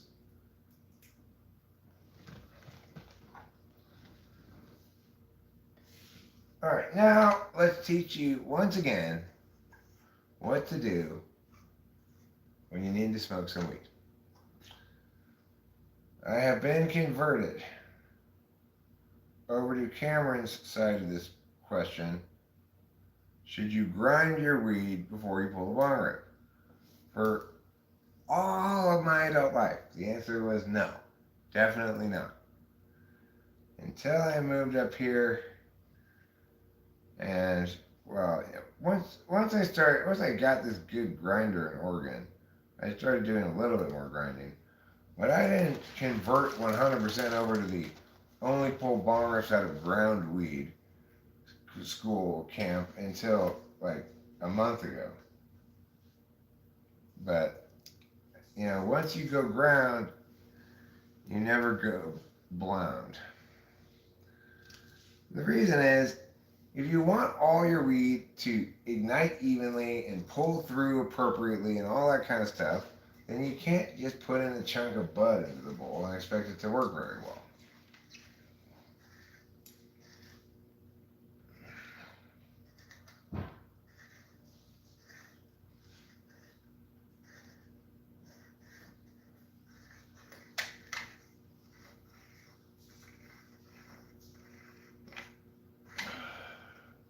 And CJ is not the only person that I've been wildly wrong about, based on my instincts before I typed them. Once I typed them, my instincts have proved totally wrong. It's happened many times. So it's not just CJ. That's why I always tell people I cannot type you from the chat. It's not possible. I can't even type you watching your live stream. I have to actually engage with you and ask you questions to be able to successfully.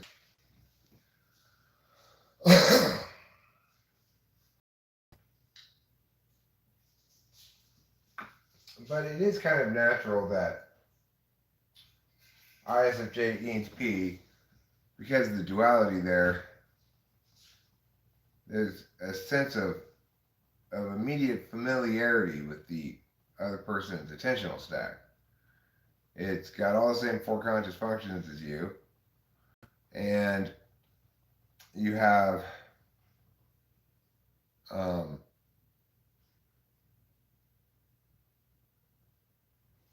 you have the complement to your dominant function as the other person's dominant function. And SI and NE are inexorably linked to each other,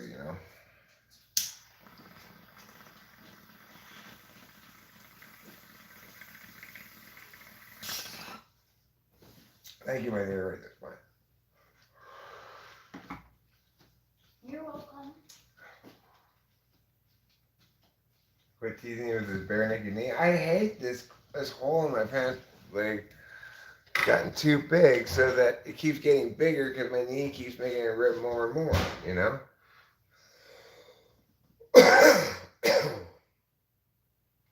Well, hey, you stop getting enjoyment from looking at my nudity right now. If you want to enjoy my nudity, you have to pay $50 per knee.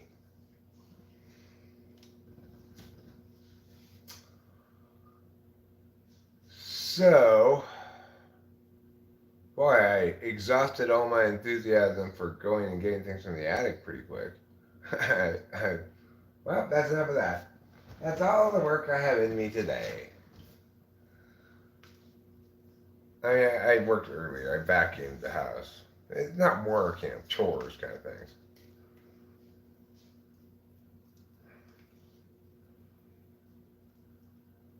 And we watched the new episode of Mashing Muscles, which is an excellent cartoon on Crunchyroll. Here's the deal: if you want to watch cartoons on Crunchyroll, it's very simple. There's a very simple rule.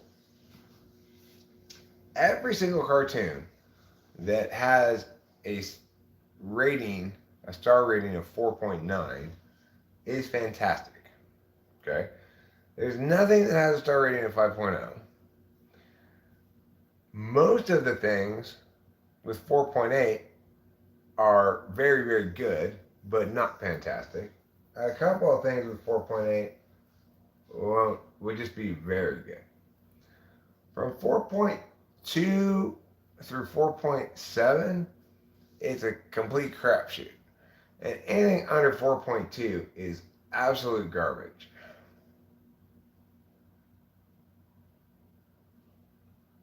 So, that's how you know what to watch on Crunchyroll. When you see one that's got 4.9, even if you think like, but I really kind of like when I read the description, it sounds like something that interests me, or blah, blah, blah, just watch it. If it's 4.9, it's phenomenal. You can really glean a lot of information from Crunchyroll's star scores. If Eric equals Kramer, then who is his Jerry? I don't equal Kramer. I think Kramer's character was more likely to be an ENFP than an ENTP, really.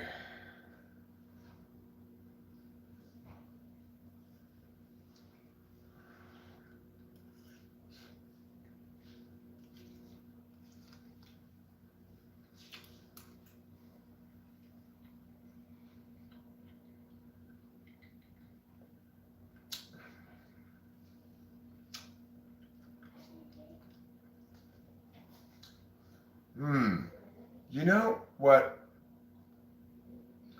Okay, but here's the question. When I think about Kramer, I don't think about a character who's ever voicing any interesting ideas, you know? Or talking about any interesting ideas. It's all like, Jerry, have you heard about this possible score I'm going to get on 4th Avenue? That's way more ESFP, really, than even ENFP.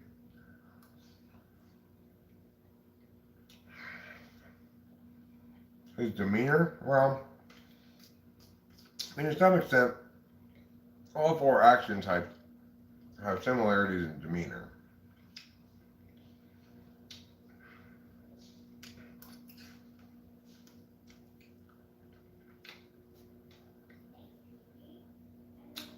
You know, it's hard to type characters. For the same reason, it's hard to type somebody just from reading their chat or whatever. You don't have access to, you know, it's like you're asking a mechanic to evaluate a car you might want to purchase without letting him turn it on and drive it.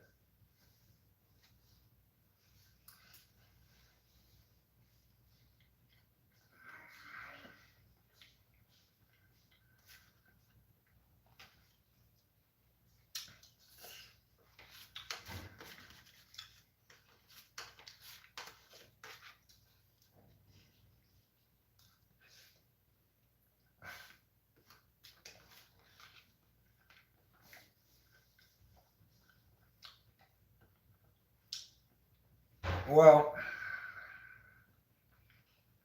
a lot of his back and forth with Jerry do seem to include a TI element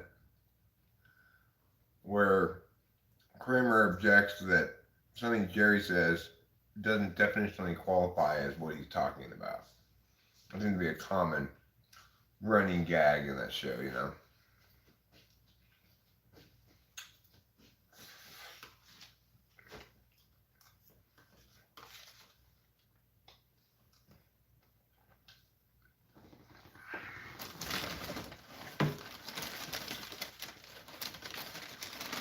The one I hear most often is that I remind people of Dr. House. That's probably the most the most commonly heard comparison that I hear from me, you know.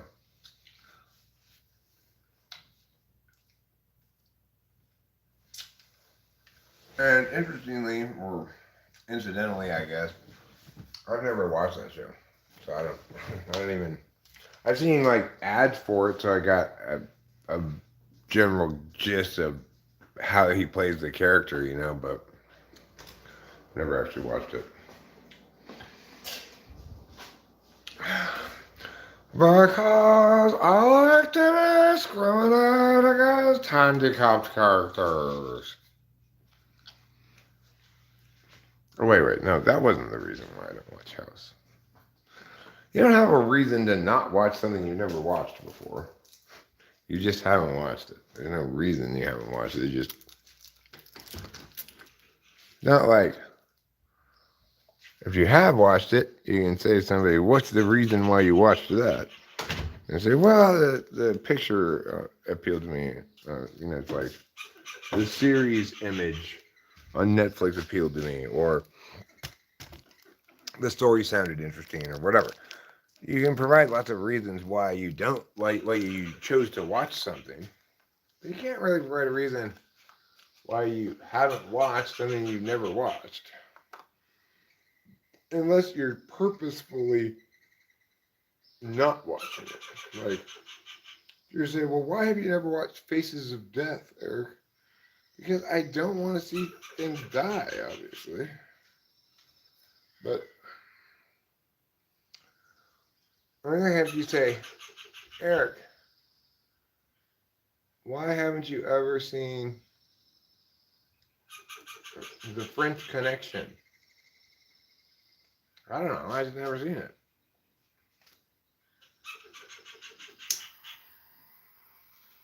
There's a probably was in the room when it was on TV at some point when at my parents' house when I was a little kid. It wouldn't surprise me if I've been in the room with that movie on, but no, I've never seen it. Never watched it. I believe that's also the case for the famous movie Chinatown.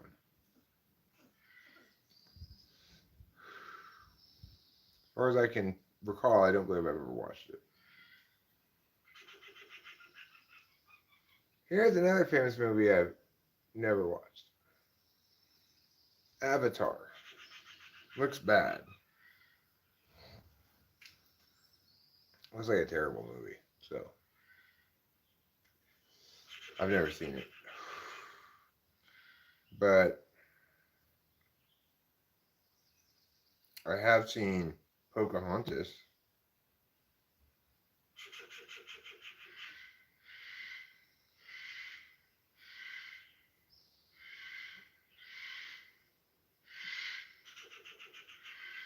Which is, you know, it's like Avatar. Because Pocahontas is blue like those people in Avatar.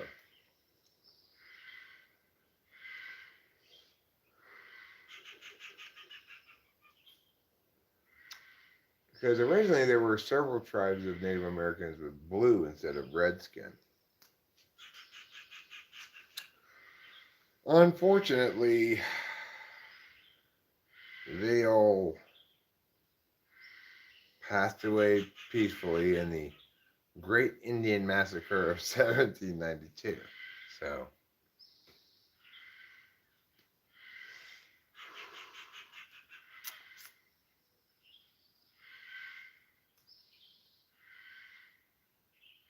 yeah, so anyway, when you know how they forced the Redskins to change their name from the Redskins to a different football team? Now they're the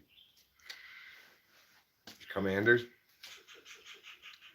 They should have changed their name to the Colonials. Fine, you don't want to name yourselves after the Indians, we'll name ourselves after the freaking Pilgrims. The Pilgrims, that's what they should have called themselves. That would have been perfect. If the Redskins changed their name to the Pilgrims, that would have been perfect.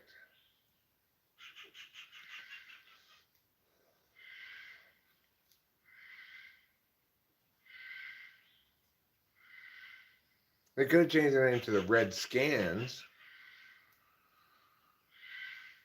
Nobody could have accused them of being racist then.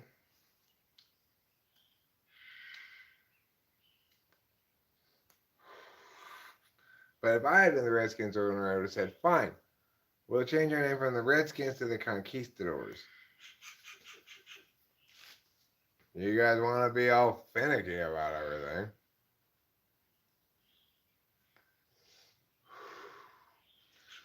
And then they'd be like, no, that's bad. What, is it racist against conquistadors or something? Or racist against Spaniards? No, you're not getting a point.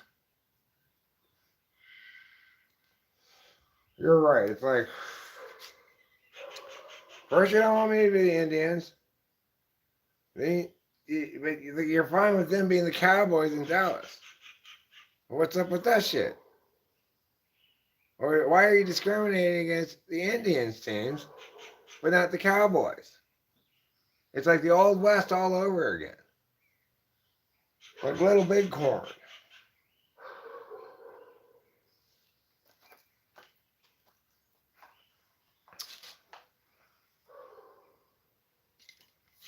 Actually, the Redskins should have changed their name to Smallpox. That would have been a good name. The Washington Smallpox.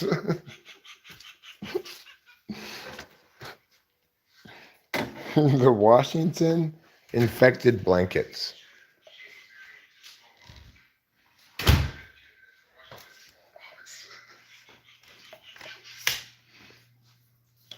Oh, I know. It's like, we can't celebrate the Indians, or we can celebrate the Cowboys who killed all the Indians? What's up with that shit? They're calling them Redskins isn't celebrating them. Was describing them inaccurately. I can see it's more of a clayish brown. The clayish brown skins. The clayish brown skins? That's what they should have renamed themselves. Or the Redskins could have renamed themselves to the Eskimos. That would have been a good name for them. They have a problem being called Eskimos too? Oh my God. Alright, let's go with the Wops. What? The Wops. The Wops? Yeah.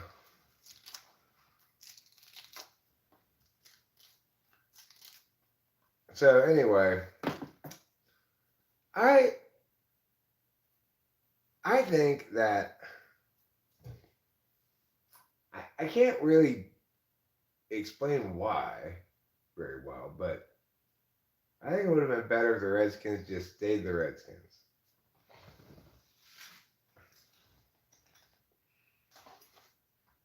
I mean,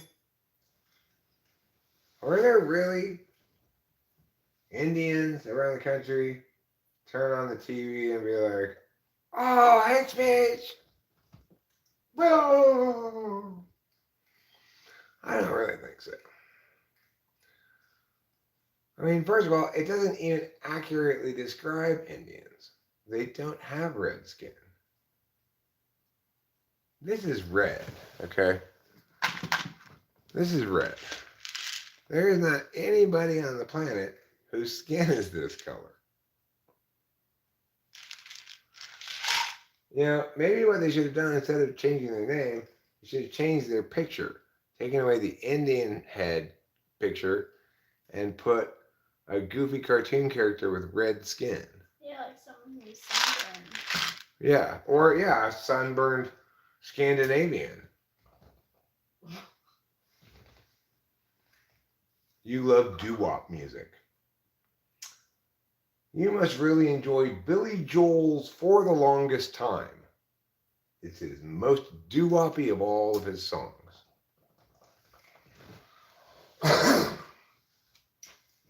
You know what's a great song? It's the Steve Martin song. The greatest song I've heard today. It's called Atheists Don't Have Songs. It's called Atheists Don't Have Songs. And it's an a cappella song. The reason your doo-wop thing triggered it, there's no instrumentation in it. It's 5 male voices, you know. And Steve Martin's got a great voice, even though he's like 80 years old, you know. Yeah. He doesn't sound old at all. I'm going outside to smoke a cigarette. This time I'm going to go in the backyard where maybe there'll be less bugs. Fewer bugs. Shame on you, Eric. Fewer bugs.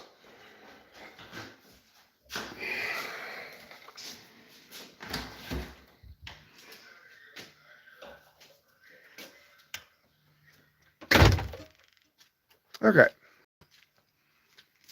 So, it does seem as though there are fewer bugs at the moment. I don't know if that good fortune is going to last or if it's just Satan's false hope. Satan's false hope. So, let's talk a little bit about Tobey Maguire. He so got what was coming to him when that movie Molly's Game came out. Because now there's no way in hell Tobey Maguire can try to pull any bullshit at a poker table, right? If I sat down at a poker table with Tobey Maguire, the first thing I'd say to him is, "Hey Toby, bark like a seal. Let me hear it." And then if he lost a hand, it'd be like, "Toby, you're supposed to be destroying lives. Come on now."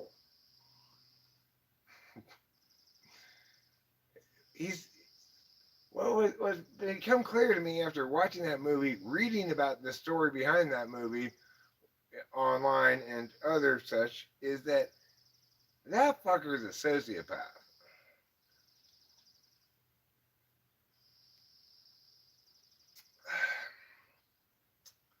So hopefully someday I'll sit down at a poker table with him, because I'm the bully. I'm Eric the Narcissist Slayer.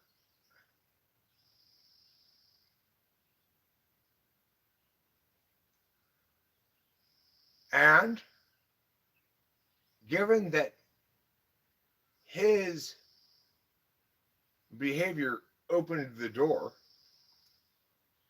I think it's fair to say that I might enjoy making him cry.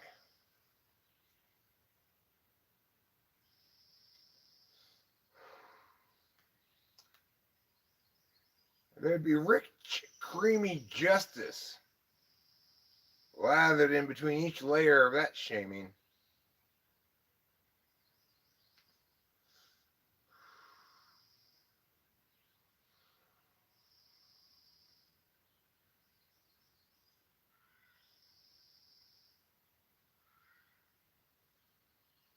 I wonder what type Tobey Maguire is.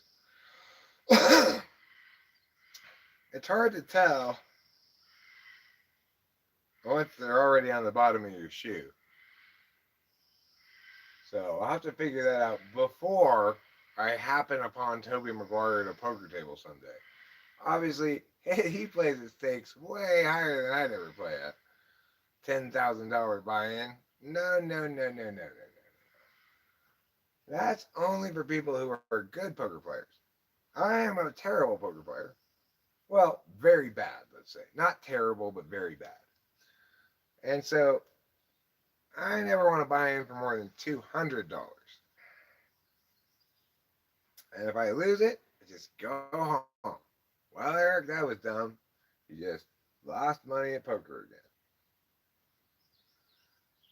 The last time I gambled at a card room or casino or something was right down there at the Chumanchich or whatever it's called, Indian casino. I played blackjack They didn't. I went down there hoping they had a poker room. They didn't have a poker room. I played blackjack and I won $450. Because you got to know when to stop.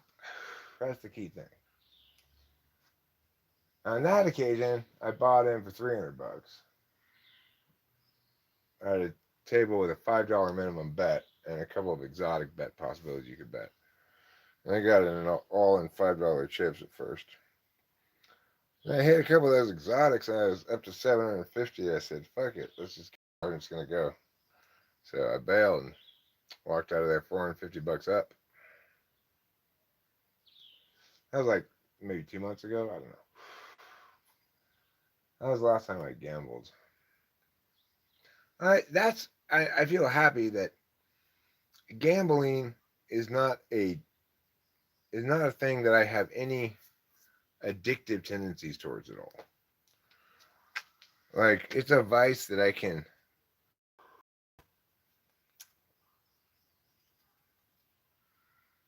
it's nice to have some vice shit that you can do that's not a problem for you at all. Of course, because it's not a problem for me at all, it also means I don't really like it that much. I don't like losing money. That makes me mad at myself when I blow $200 at playing poker, unless it takes me a long ass time to blow it. Then maybe I'll be like, all right, well, I was here for 8 hours playing for, well, that's fine.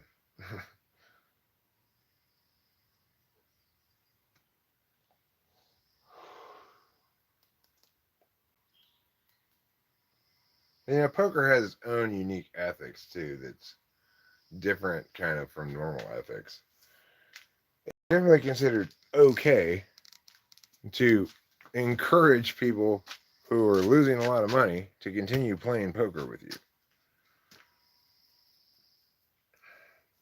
But when I went down and played poker at Hawaiian Gardens after my dad died, I started going down there. It was like therapy for me for the first time. I went down there and sat and played poker for a lot of times because I found it very soothing. But anyway, there was one time at the table where a guy had just lost, bought in, lost, and was like, had gone by the ATM or something. And then he lost again. I said, and other people were like, hey, that's the breaks, but you're never going to get even if you don't keep playing, or shit like that. I was like, dude, you should go home. Go home, dude. Look at you. And his face was all just like, oh, that's poker, You can't be too empathetic when you're playing poker. But it's easy to not be too empathetic because you can't be too presumptuous either. You have no idea what that other person's financial situation is. Critical for rent, or just something they could just drop and not think about,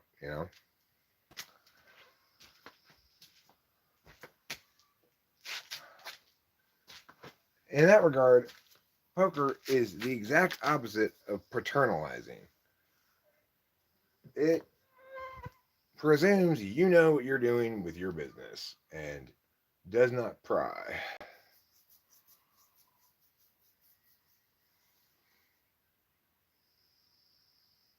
The problem with playing poker for me is this. It's very straightforward. To play well enough to actually win money requires me to be pretty thoroughly gacked out, because you have to be extremely patient, and I got to play very tight. Because people can read me very easily, if I don't play tight, then I'm chasing a flop, and when I do hit it, everybody folds, So if I try to play poker, and maybe not if I haven't played it in a long time, I'm kind of into that moment, but if I try to play poker and I'm not super jacked out, I just find it mostly boring. And I get restless and I start playing iffy hands, you know? See the flop. I want to see the flop is how you are become a bad poker player. Oh gosh. There's much more to call, but I guess I should see the flop now. I get irritated when the guy at the liquor store in front of me buys 10 scratch tickets. You just threw your money away. You all break even at best. Well, Rachel and I have done better than even on scratchers since we got here, for sure. We won $100 on a scratcher. We got 2 winning scratches right there. And we've only lost a couple of times. So we're definitely up since we moved here. But we rarely play them. So the time we won $100, we were at the hitching post. So I'm at a restaurant that has a scratcher machine. While I'm waiting for my food, I'll definitely go over there, and if I have cash in my pocket, I'll buy. If I have $6 in my pocket, I'll buy like $2, $3 scratchers or something. That's if I'm at a restaurant that has a machine that has scratchers in it, as the hitching post does, and well, it's just outside of Oakhurst. I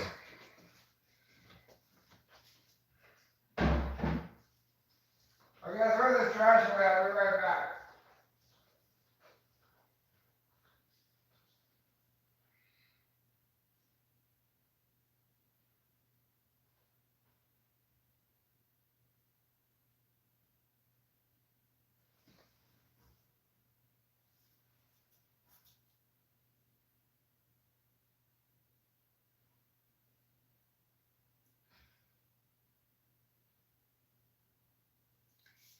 New Group, it's funny that you say that because New Group says, I would think an ENFJ would be well suited for poker. I believe that Ben Affleck is an ENFJ. Hey, Mac Daddy, what's going on? And Ben Affleck plays poker.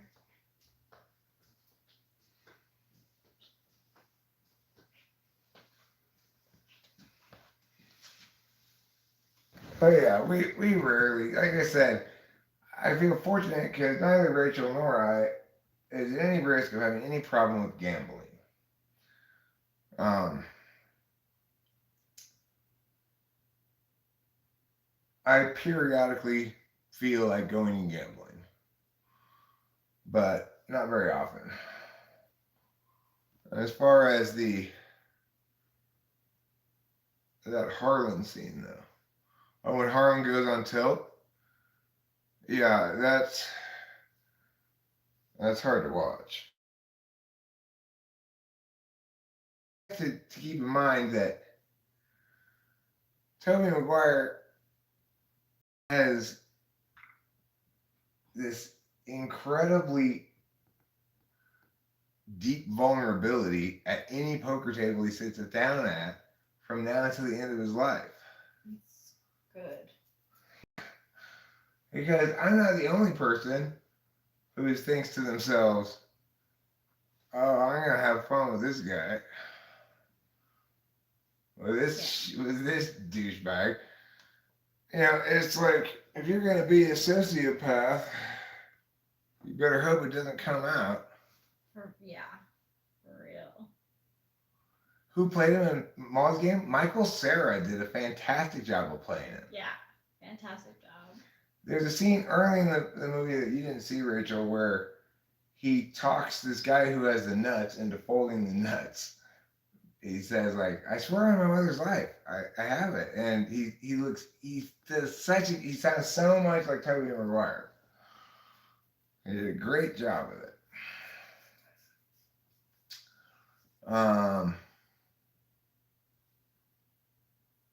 So anyway, Rachel tells me that his wife is a jewelry designer and that she has some foothold in the marketplace because certain other celebrities have worn her jewelry.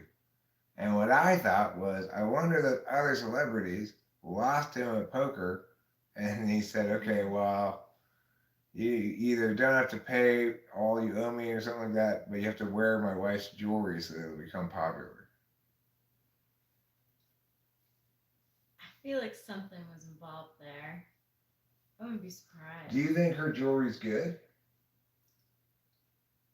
Not for the price point.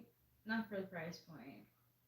Like, was I interested in getting a wishbone necklace after seeing Jennifer Aniston wear it? Yes, I was. It looked cool, but was I willing to spend like $900 on it? No. Ridiculous. Um, Bobby says that he thinks Toby divorced that lady already. Oh really? Let's Google Toby She Maguire. had like issues with his like. She was not happy with his gambling. So I think it dug into her stuff. But yeah, I don't know if they're still together. Okay, all right, I'll let you in. Hold on.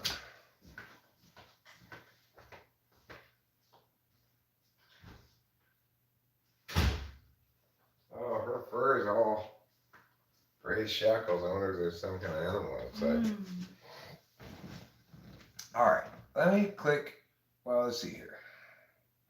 First, let me go to the Wikipedia page.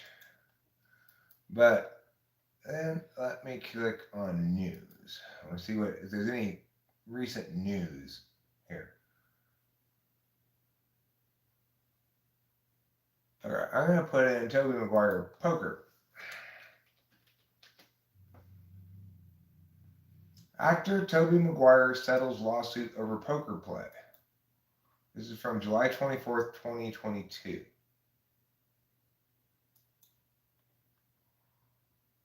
It was one of the worst kept secrets in not only the poker community, but also in the realm of Hollywood. This does not mean that the court system would not get involved, however. Rather than litigate the case in the public domain and to save court costs, actor Toby Maguire has settled a lawsuit brought against him regarding his time playing high-stakes poker in Hollywood during the aughts. The case dates to high-stakes cash games that included the former chief executive of Rudderman Capital Partners, Brad Rudderman.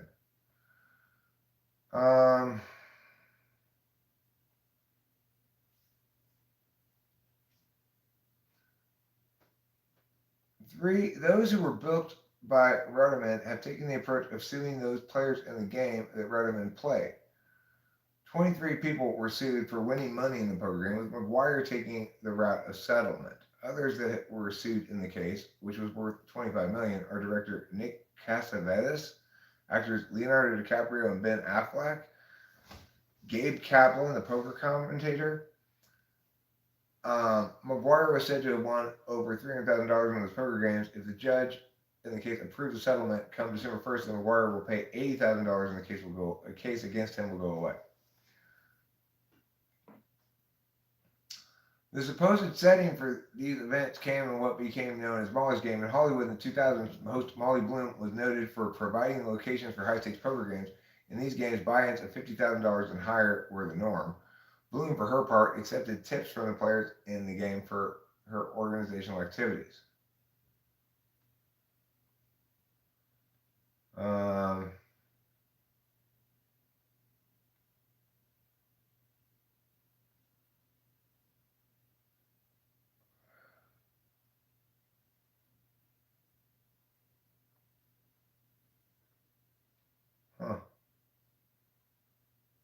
Well,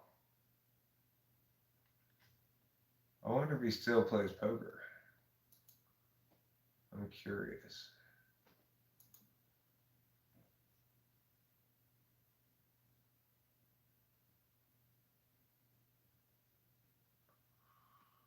Molly's Game trio DiCaprio, Helly, and Maguire party on $150 million super yacht.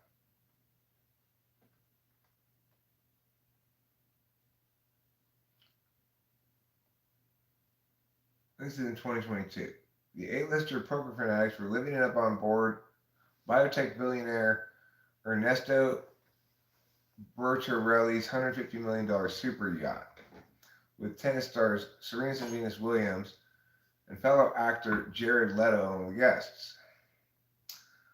DiCaprio, Maguire, and art dealer Heli Nahmad were three of the main, though unnamed, characters in Molly Bloom's hit memoir Molly's Game, which revealed an incredible behind-the-scenes peek at the exclusive high-stakes poker games.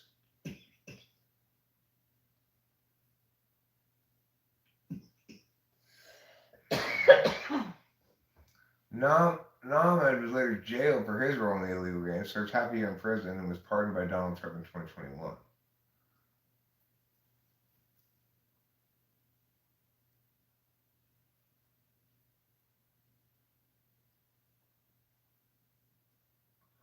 While it's not known if DiCaprio, Maguire, and Nahmad were playing any poker on the super yacht, they were certainly living it up. More than 100 models on board the Swedish billionaire's yacht to keep them company.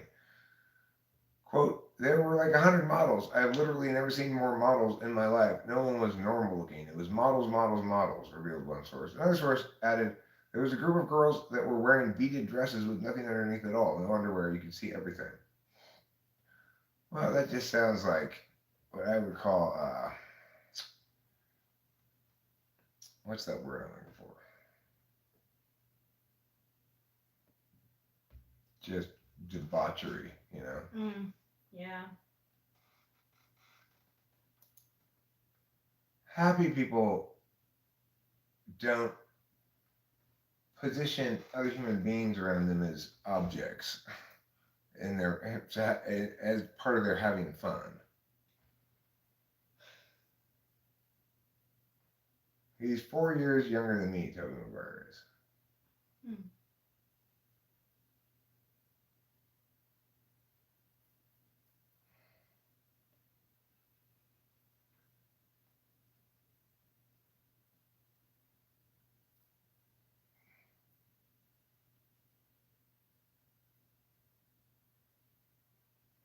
Yeah, so in 2020, Tobey Maguire divorced the jewelry designer. Did he divorce her? Or she divorced him. No, she divorced him. Mm. Well, she's the one who filed for divorce, but that doesn't necessarily mean anything. You know, it's like he could have said, "Look, I'm divorcing you. File." And she goes, "All right, fine. Your mind made up." So it doesn't necessarily mean that she initiated because she filed. Anyway, regardless, poker controversy. He was one of many celebrities who participated in Molly's Game and received negative press coverage for allegedly demanding Bloom bark like a seal for a $1,000 poker chip after a tournament he won. Maguire's actions at the game, as well as those other celebrities, are portrayed by Michael Cera in the film Molly's Game through the composite character Player X. But it's really Tobey Maguire. But I guess what they're saying is he fills in for when Ben Affleck acts like that, when Leonardo DiCaprio acts like that, when Tobey Maguire acts like that. They're all incredibly entitled shits.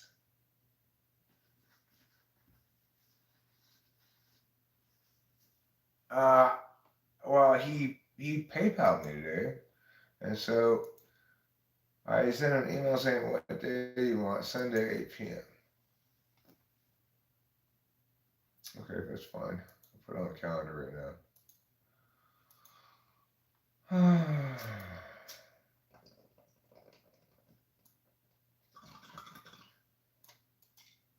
Copy, calendar, Sunday at 8.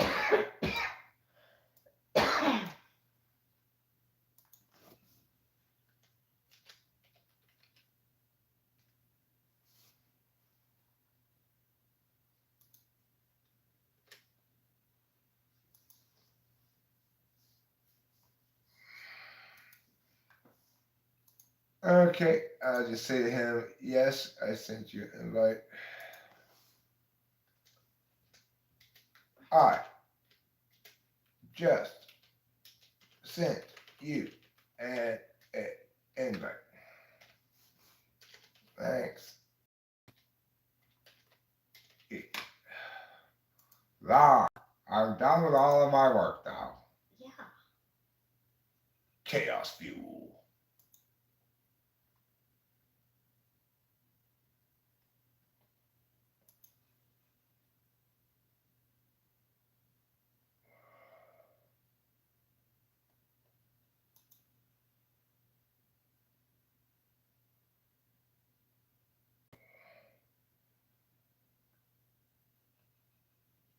After 10:30 until 4 a.m. Okay, let's do 11 o'clock tonight. That's fine. Okay, let's do 11 p.m. tonight. I'll send you an invite. So you get your email, which is what exactly? Oh, excuse me. I was trying to figure out here. Oh. What's your email address? There it is. Okay. Now I'm going to put it Piao and Piao and Piao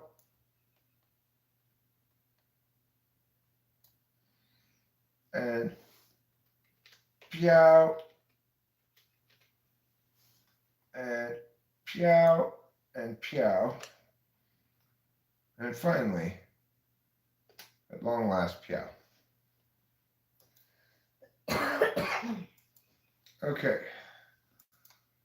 So this guy, Chaos, whatever, said he emailed me, but it does not show up anywhere here. Oh, it's this person. What's the day on the 13th? It's tomorrow. 1900 EDT is 6 p.m. Eastern is 3 p.m.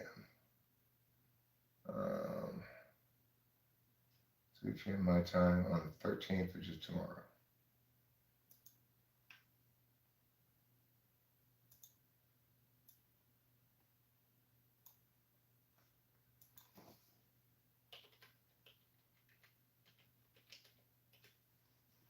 Get his email address. Piggy and Pia with a control C for copy. And put that down right here. With the control V for paste. Save, send.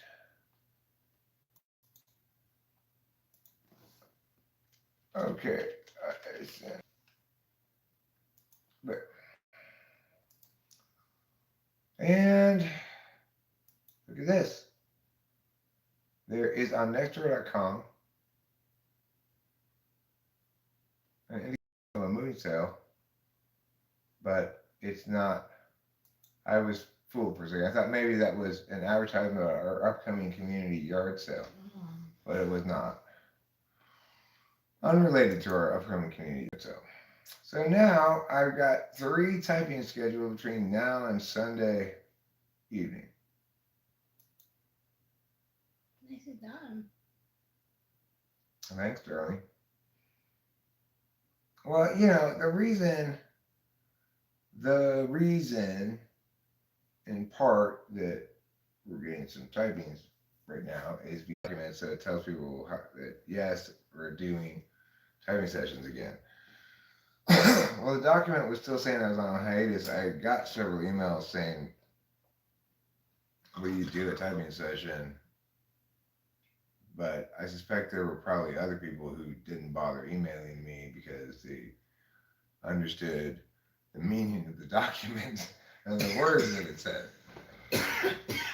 But, you know, of course, Eric being Eric, I nevertheless said yes to some of the people and then just ignored some of the people who emailed me while I was on hiatus. And it wasn't based on who they were, it was just random, like whether I felt like looking and responding to an email today. Brianna Owen says, awesome, I'll be there. Cool. Well, making a little bit of money, Mac Daddy, but definitely running a negative cash flow. We can sustain that for a while. It's okay.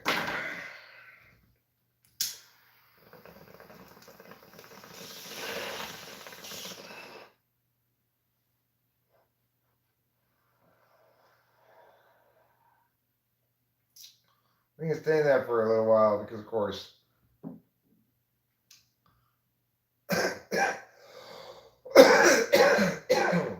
we got the liquidity.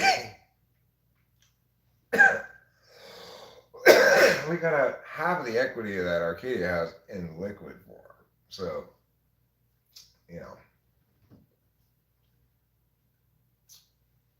we can run a negative cash flow for a while. But,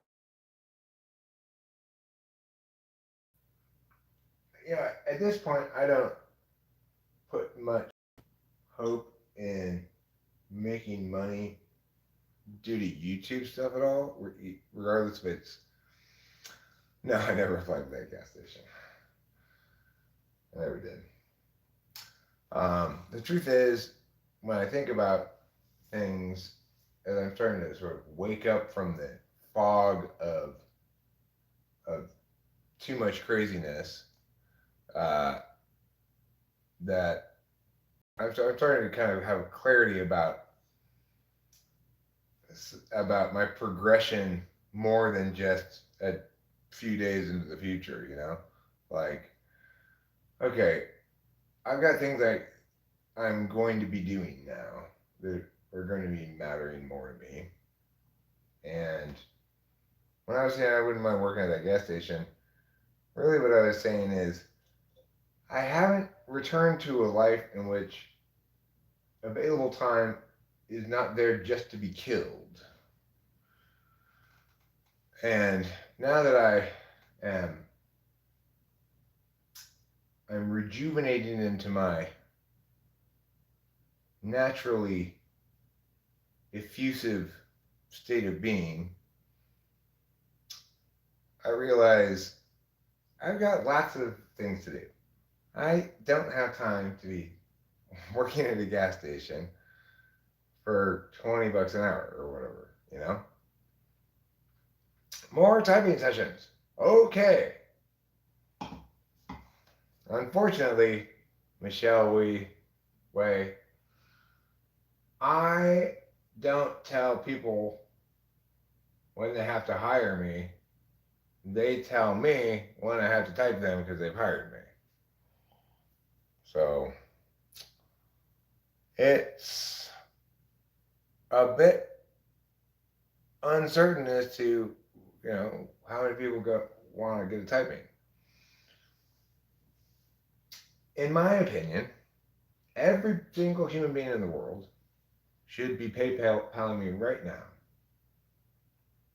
But they're not, so I'm glad they're not, because then I would have way more work than I could ever get done in a lifetime if every single person in the world PayPal'd me $100. How many fucking refunds would I have to issue? Sure.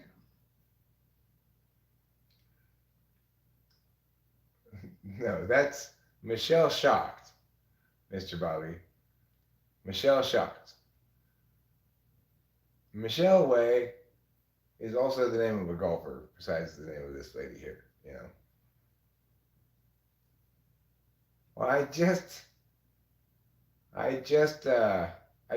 went off hiatus yesterday. I put up a video announcing, okay, I'm formally beginning typing sessions again.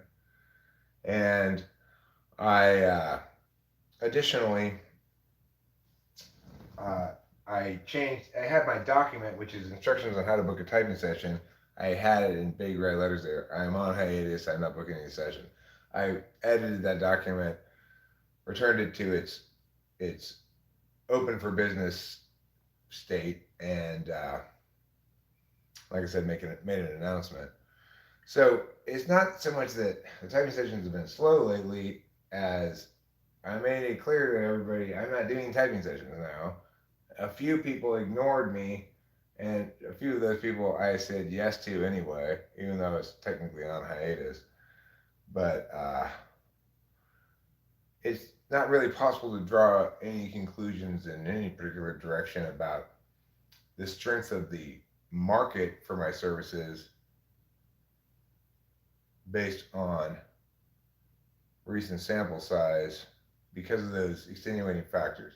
It may be representative of the actual demand, just and those extenuating factors didn't impact demand at all. That's possible. I'd say probably unlikely, but I would expect that now that I'm officially have the sign open instead of closed, that there will be more typing sessions.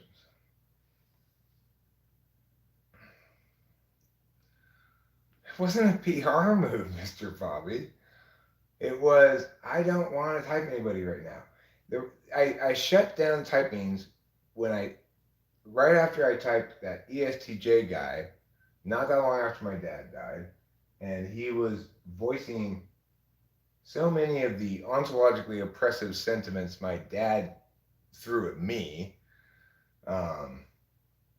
and it was I found it traumatic, even though the guy was not doing anything wrong at all. Right, he was just being himself and saying what he believed and stuff.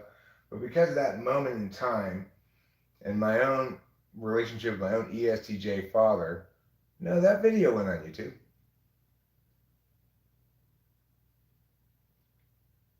It did. It did, but he asked it to be removed. Oh, he asked for me to take it down. It was up there for a little while, but it's not now. No, it was not really possible for anybody to trigger me like that in the chat.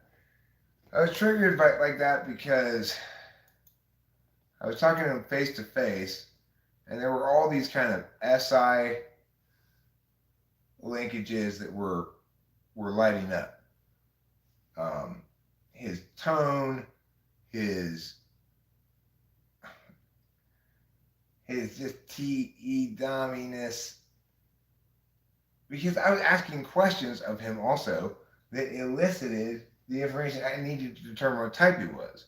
As a consequence, I was pushing the ESTJ button to make him be ESTJ or not so I could make determinations about his type, right? Well, I pushed it and it just shot a steaming blast of ESTJ right in my face. Well, it wasn't the dude. There was nothing wrong with the guy. He was a nice guy. He was a perfectly fine guy. It was the fact that it was like 2 weeks after my dad killed himself, and it was too triggery for me. Because I, at that moment, was in a great deal of emotional upheaval and didn't know what to feel about my dad, you know?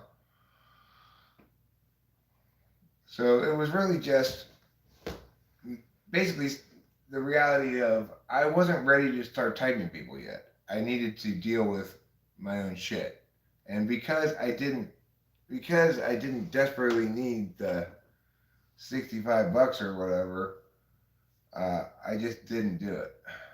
Yeah, I did. I mean, I pushed all the buttons to see what comes out, right? That's the point of typing somebody is you push ISFJ buttons and see if ISFJ response comes out.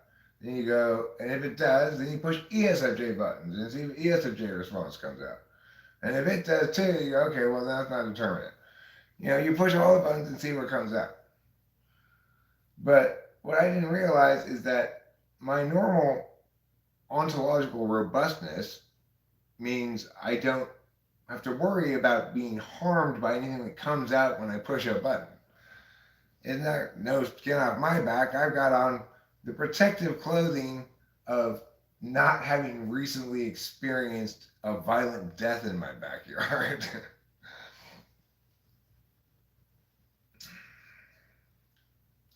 When I say push the button, I don't mean push their buttons like annoy them.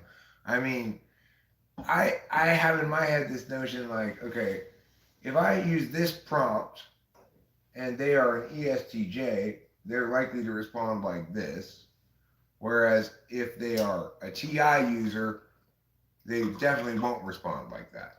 So it's never, I never have any kinds of things like that that are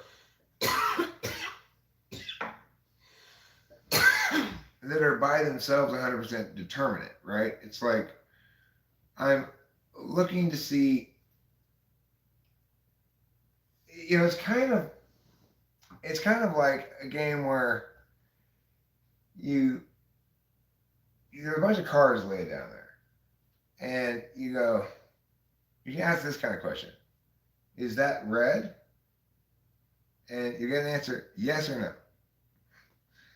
And then you get asked about different cards. And then after you've gotten these various answers, you go, okay, it's a picture of a rose bush in bloom with 2 roses on it.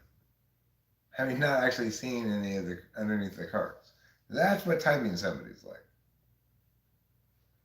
Sometimes though, depending on what their answers are regarding like, okay, well, I'm asking this question, their answer is going to reveal that either there's red underneath this card or something else.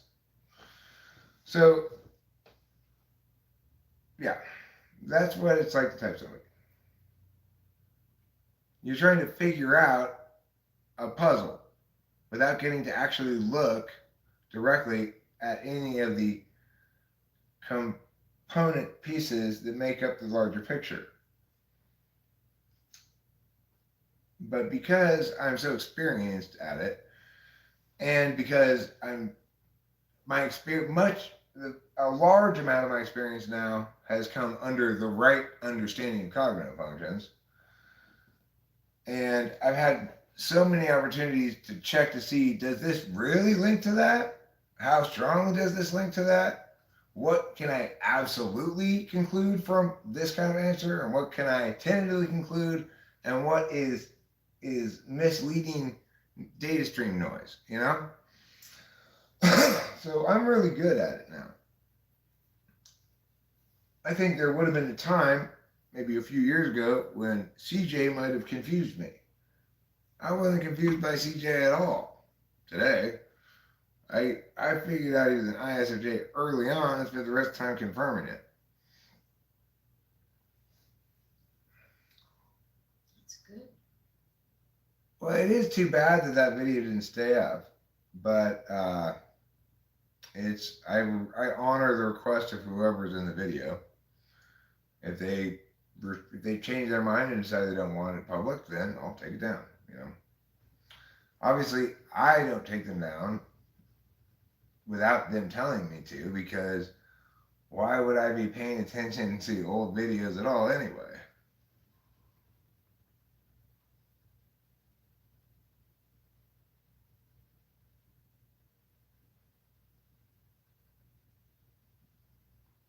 Walnuts and brownies or no? I'm going to say yes.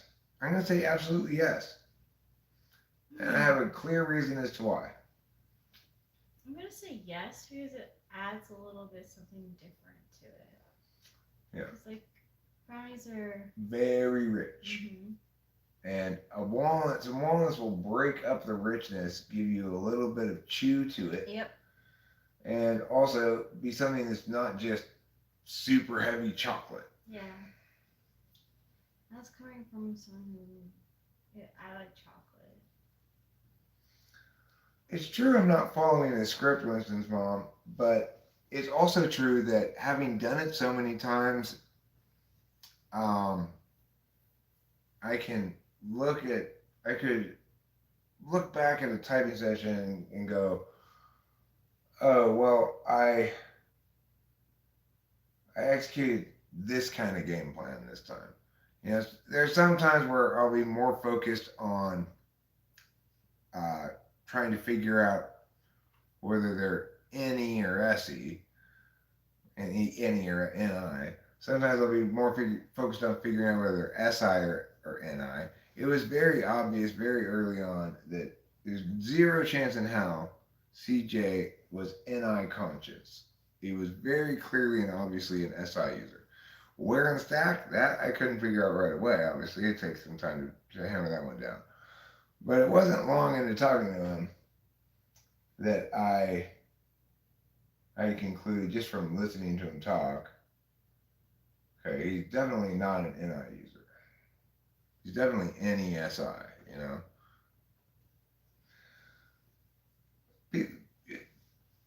when you type so many different people, you have a clear understanding of how different people communicate and what that reveals. I hate chocolate, but I love walnuts. Well, then to help you choke your chocolate down, I'm going to suggest you dip it in walnut.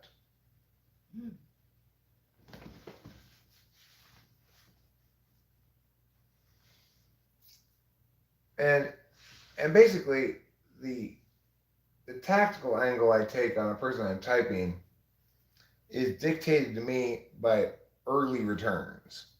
So I started out not with CJ so much exactly like this because I know him so much, you know, but let's say it's a normal typing, he's a stranger I've never met him before. I start out with no ideas about what they are, and I'll usually try to nail down SI first to see if they're SI. If I can establish that they're definitely SI. If I can't establish that they're definitely SI, then that doesn't mean I can establish that they're definitely NI, but it almost always means that they're NI. The tricky ones, of course, are fourth slot people. If you got fourth slot SI or fourth slot NI, then it's very difficult to tell whether you're SI or NI because ESTPs and ENTPs both have, and ESFPs and ENFPs, they all have fluency in both knowledge functions. They can relate to you personal experiences, and they can demonstrate the capacity to use NI, at least in an action capacity. Like, they won't fail the NI polar test, you know?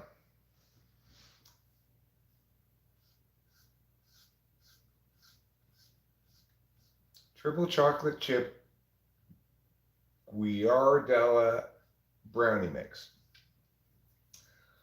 Giardia, you shouldn't take that. That's a waterborne parasite.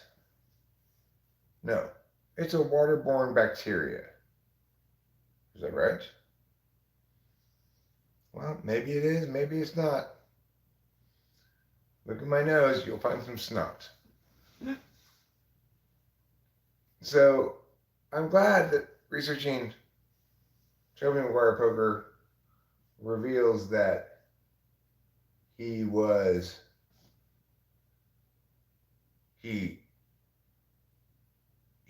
has incurred a lot of pushback towards him once people read about how he acted, you know? So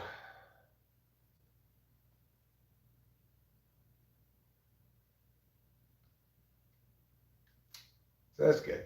It's good to know when that people get their comeuppance. You know, they incur the natural consequences of their own bad behavior, and especially when their bad behavior victimizes other people.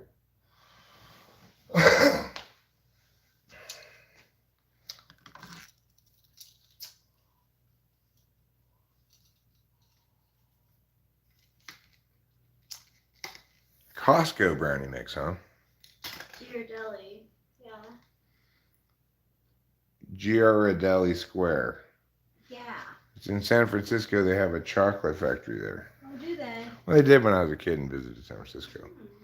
When I visited with the boys' choir, we went to the Ghirardelli Chocolate Factory in San Francisco. That must have been fun. I don't really remember anything other than I can visualize kind of what the building looked like. I don't remember going into the place. I don't remember what it was like at all. So I guess obviously I didn't remember that much. I remember better Chinatown. Yeah, Chinatown was interesting to me as a kid because I had all this story with exotic Chinese things in it.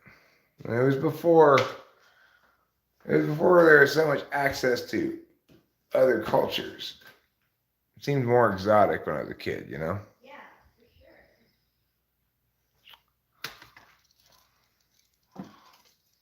I guess I don't have my cigarettes with me. I also don't have a drink. Instead, I have a lighter and a knife. Well, Eric, I don't think a lighter and a knife are going to cut it for smoking a cigarette and drinking a drink. The lighter is a necessary but insufficient condition to smoking a cigarette. And having an open drink is a necessary and sufficient condition to smoking a cigarette and having a drink, provided the initial condition of smoking has been met. I tell you what's not been met: the needs of that naked trash can. Disrobed of its trash bag, it huddles frightened in the corner, wrapping its arms around its own body. Don't look at me! Don't look at my shame! That's what the trash can says. But not for long, because I'm going to give this trash can back its dignity.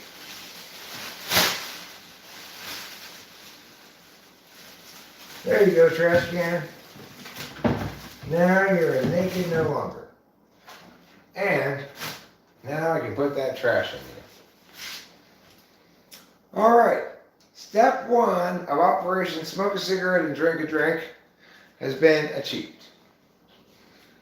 What on earth? Why did you have to do that? To smoke a drink? I'm not sure either, but it was absolutely critical.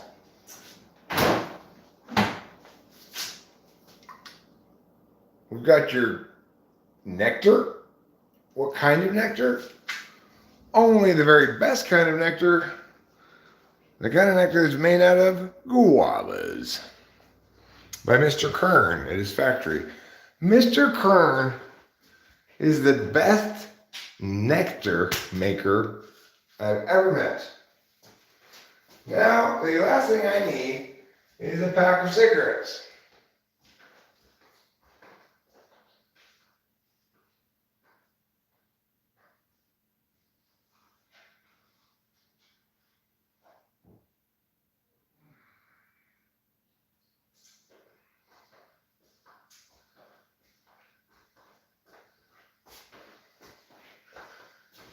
Okay. And I've decided I need something else though. I've decided I need a long sleeve shirt. Not because it's very cold outside really, but because I don't want bugs landing on me.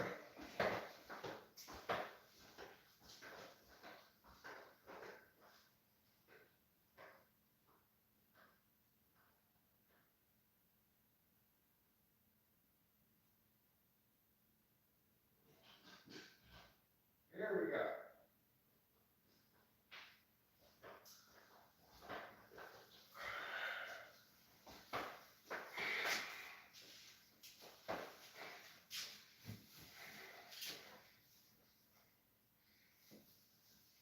Okay, sleeve length optimized for bug prevention, check.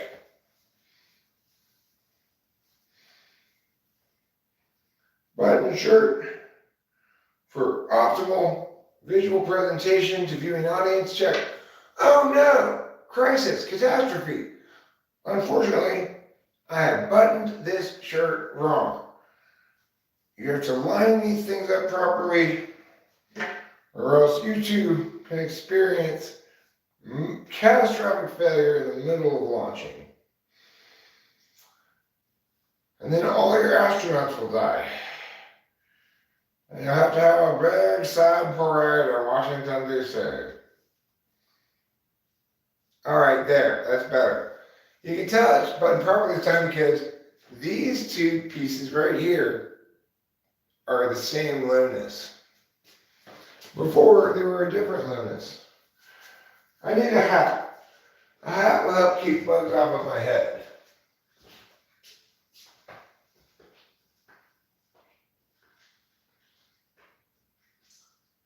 a hat to wear my cat. I need a hat that's on my cat. I need a hat that's on my cat.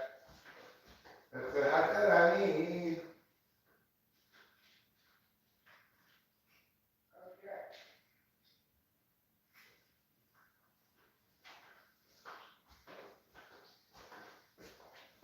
So I thought I'd complement my existing Ranger theme with my most rangery hat. Also, the wide brim may provide additional protection from bugs, provided those bugs are flying straight down from the sky. Where else would they fly down from? Oh, fine, I'll just stand right here because I don't have the microphone. And I'm backlit, so it'll look terrible. And God, Eric, can you ever do anything right? Well, everybody, looks like I failed again. That's just life in the big city, out here in the woods. I got my Ranger hat, I got my Ranger shirt, I got my Ranger overshirt, I got my Ranger cigarettes, I got my Ranger approved guava nectar. But I got written up today at Ranger job. They said I was not wearing appropriate footwear. I said, did you not see the socks? I'm not wearing just flip-flops. I've got a protective layer of socks. They said that didn't count as steel-toed boots. Well, then we can just agree to have different interpretations of what steel-toed boots means. I think it means flip-flops with socks. You think it just means steel-toed boots. But look, my socks are the color of steel.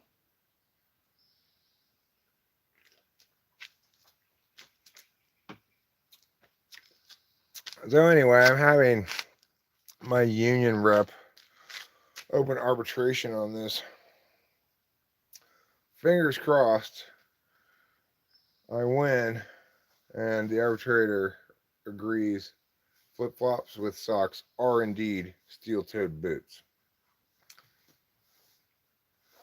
There's so many mosquitoes out there. Die, motherfuckers. Did you hear me? I said die, motherfuckers, not fly near me.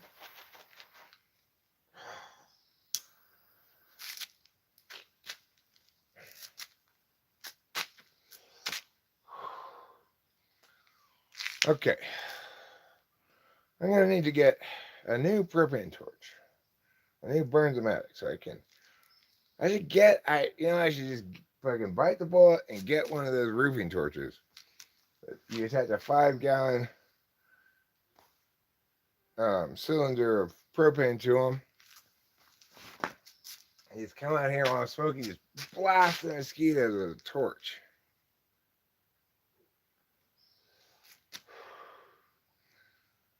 Because I don't just want the mosquitoes to stay away from me. I want them to be punished with the death penalty.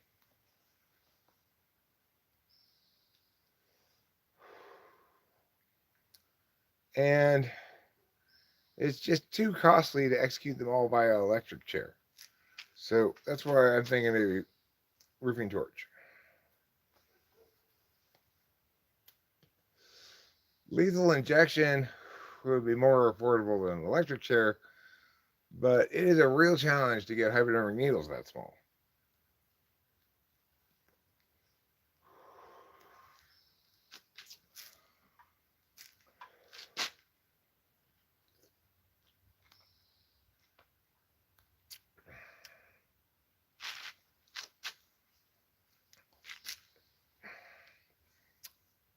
Anyway, I don't know if you've heard, but according to TV, superheroes.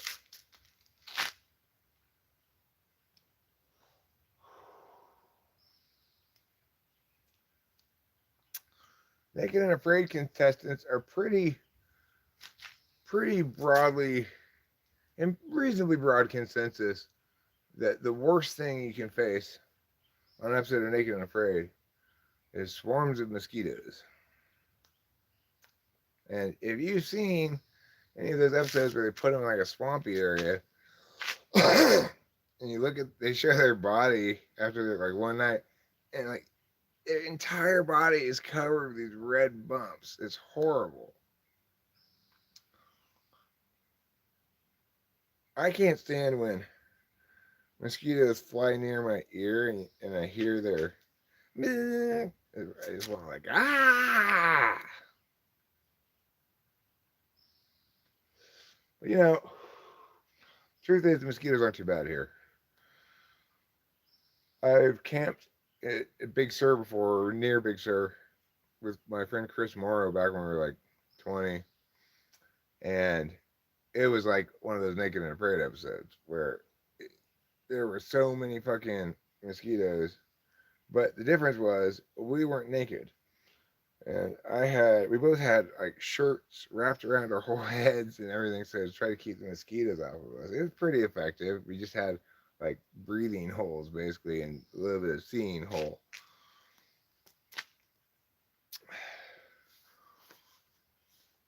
It's not bad here because standing water doesn't stand very long around here. It's a fairly dry part of the Sierras.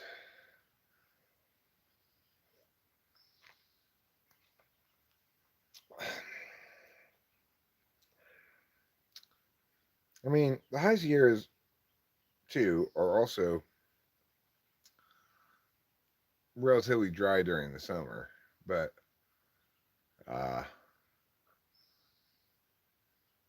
more so for sure in the low Sierras where we are. It's a beautiful evening, beautiful sunsetty evening. Let's look at some sunsetty stuff. Look, see, you can see a little bit of orange through the trees. That's not an orange tree. That's the sunset.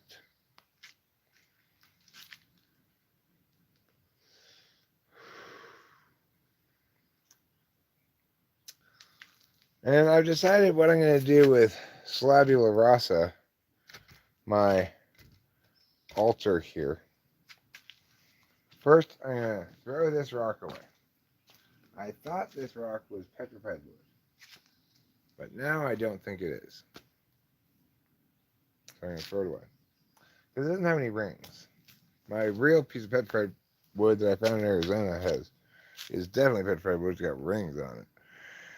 But what can fit right here? Something I fetched from down by the shed yesterday. A little hibachi. It's like a miniature barbecue. I put it right there. I don't have to worry about any fire risk. There are no trees around here or anything. And we can barbecue steaks or whatever on it. And when we're done, I can just put it away again, and the altar will be like this. And gradually over time, the altar will get darker from having the burning stuff over the top of it, And I'll tell people it's goat's blood, even though it's not. Then I'll say, no, I was just lying. It's not really goat's blood. But then they won't be sure. They'll be like, maybe you're lying this time. Anyway, that's the story of my altar and my intended placement of the hibachi there. We have, the whole time we lived in this house, we have not had one thing cooked on a grill outside. Even though we cooked like that quite a bit in Arcadia.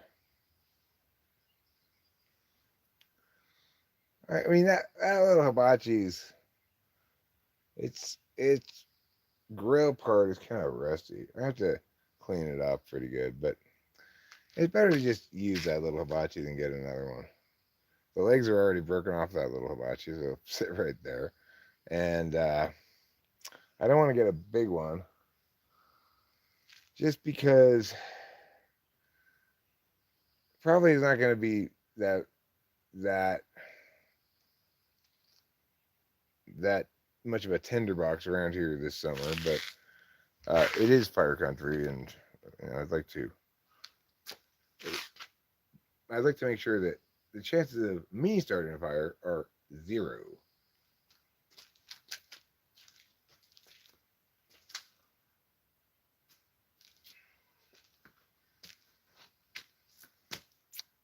I'm pretty proud of myself for my ashtray placement. I finally completed after being here 3 months or whatever. You know, February 21st, March 21st, April 21st, coming up on 4 months here, I finally have an ashtray in each location where I might smoke.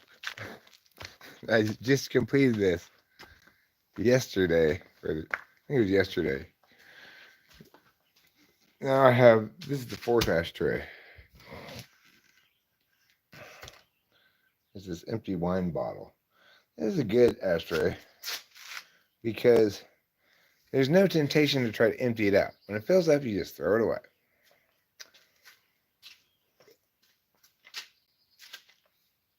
I make sure the wasps aren't coming back. I don't see them coming back here. Is that a wasp there? What is that? What's that thing right there? I don't think that's a wasp. Okay. Now we're back inside the house. And we discover that when we came back inside, there was a beautiful lady. So scared. Meow. Meow. Meow. You are full of meows and vinegar. Meows and vinegar. Put these in here for right now. All right. Here we go. I'm going to sit down. I'm going to look at the chat for a second. And likely, I'm going to be drawing this to a close relatively soon. I have a typing at 11 p.m. Probably there's some decent sports on right now. I feel kind of itchy because I gave myself a haircut today, but I didn't take a shower after that haircut. So I might want to do that. Anyway, but I'm not in it right this second, but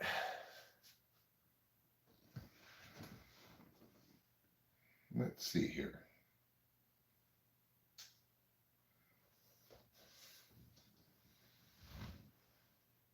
The Miami Heat beat the New York Knicks in 6 games. I'm sorry to hear that. Was this man really Meghan Markle in disguise at the coronation? That's a great sentence.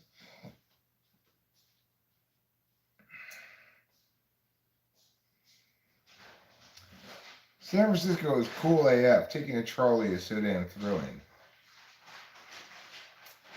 Well, have you been there recently? I got 4 bags left, and a bake sale at work popped up for tomorrow, so I'm staying up blasting through these bags making brownies. Good job, Michelle. Good job. Good job getting tasks done. Good job being a taskmaster. Lobo Furrow says, hello there? To which I reply, hello there. Eric doing the voices again? I do voices all the time.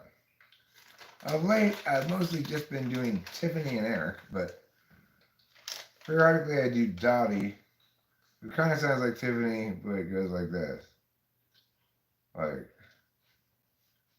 what was that?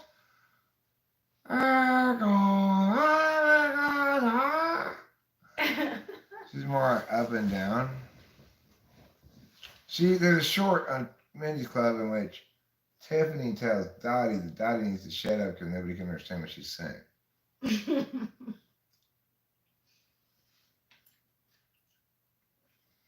Let's see what else we've got here. Ah, that explains why alcohol flushes B vitamins.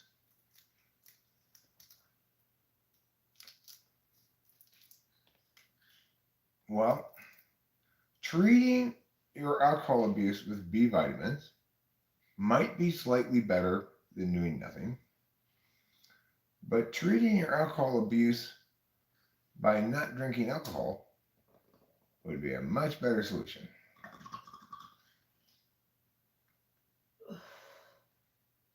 Should we get citronella candles? Yeah, for the wedding probably wouldn't hurt. You know, Yeah. if it keeps some of the bugs away. But if we end up with attendance in the range of people that I'm anticipating, which is somewhere between 20 and 30, then it's easy enough to move inside. Yeah. Yeah, we'll be live streaming some of it for sure. When is my wedding? July 8th. At 1 p.m. is when the first notes of the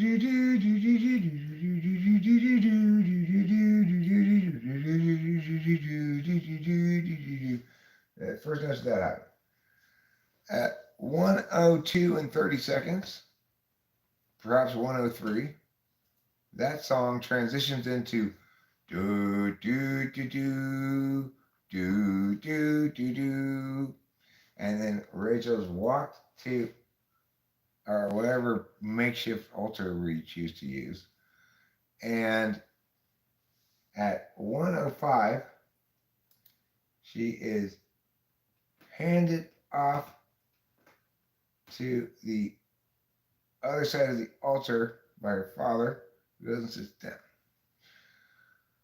The officiant at that point will say, "Are you down?" And I'll say, "Yes." And I'll say to Rachel, "Are you down?" And she'll say, "Yes." And he'll go, "You're married!" And then at 1:06, we start eating and drinking. That's not really my plan of the wedding, just to be clear. Oh. That would be a very quick ceremony. I was gonna say what? An exceedingly quick ceremony. Look pretty dull and brittle.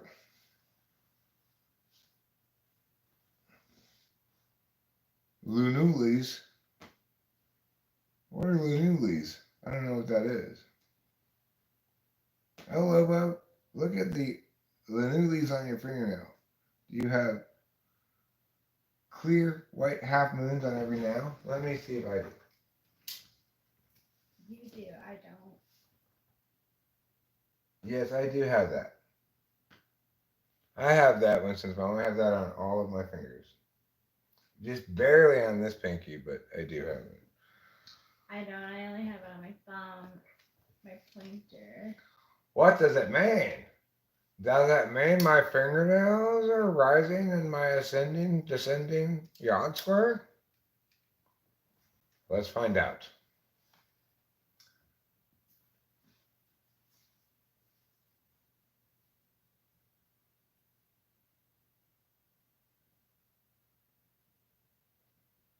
Biotin, a B vitamin, hair, skin, and nails. B7, I guess I need extra B9 as well because of IBS.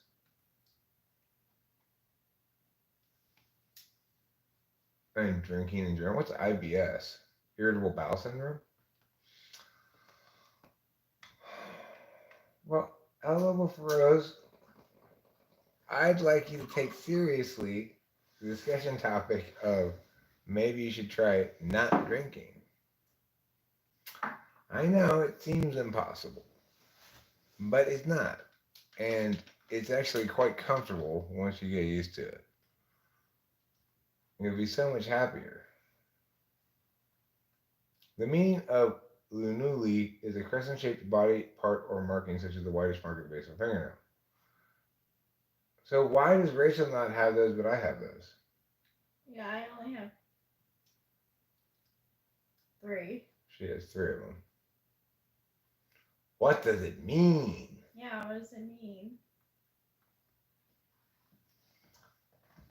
The more of that you have, the more you're okay with moons that aren't full.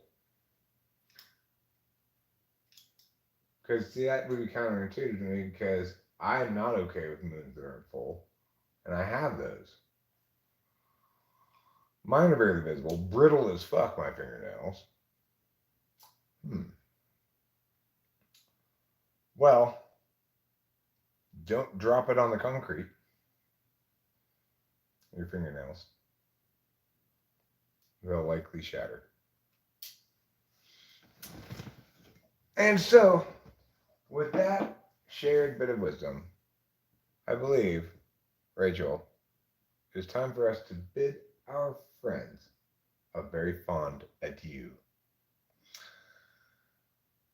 And so leave them with the following reminder. CJ, Mac Daddy, you guys, typologically, are like this. E-O. Good night, good luck, and God bless.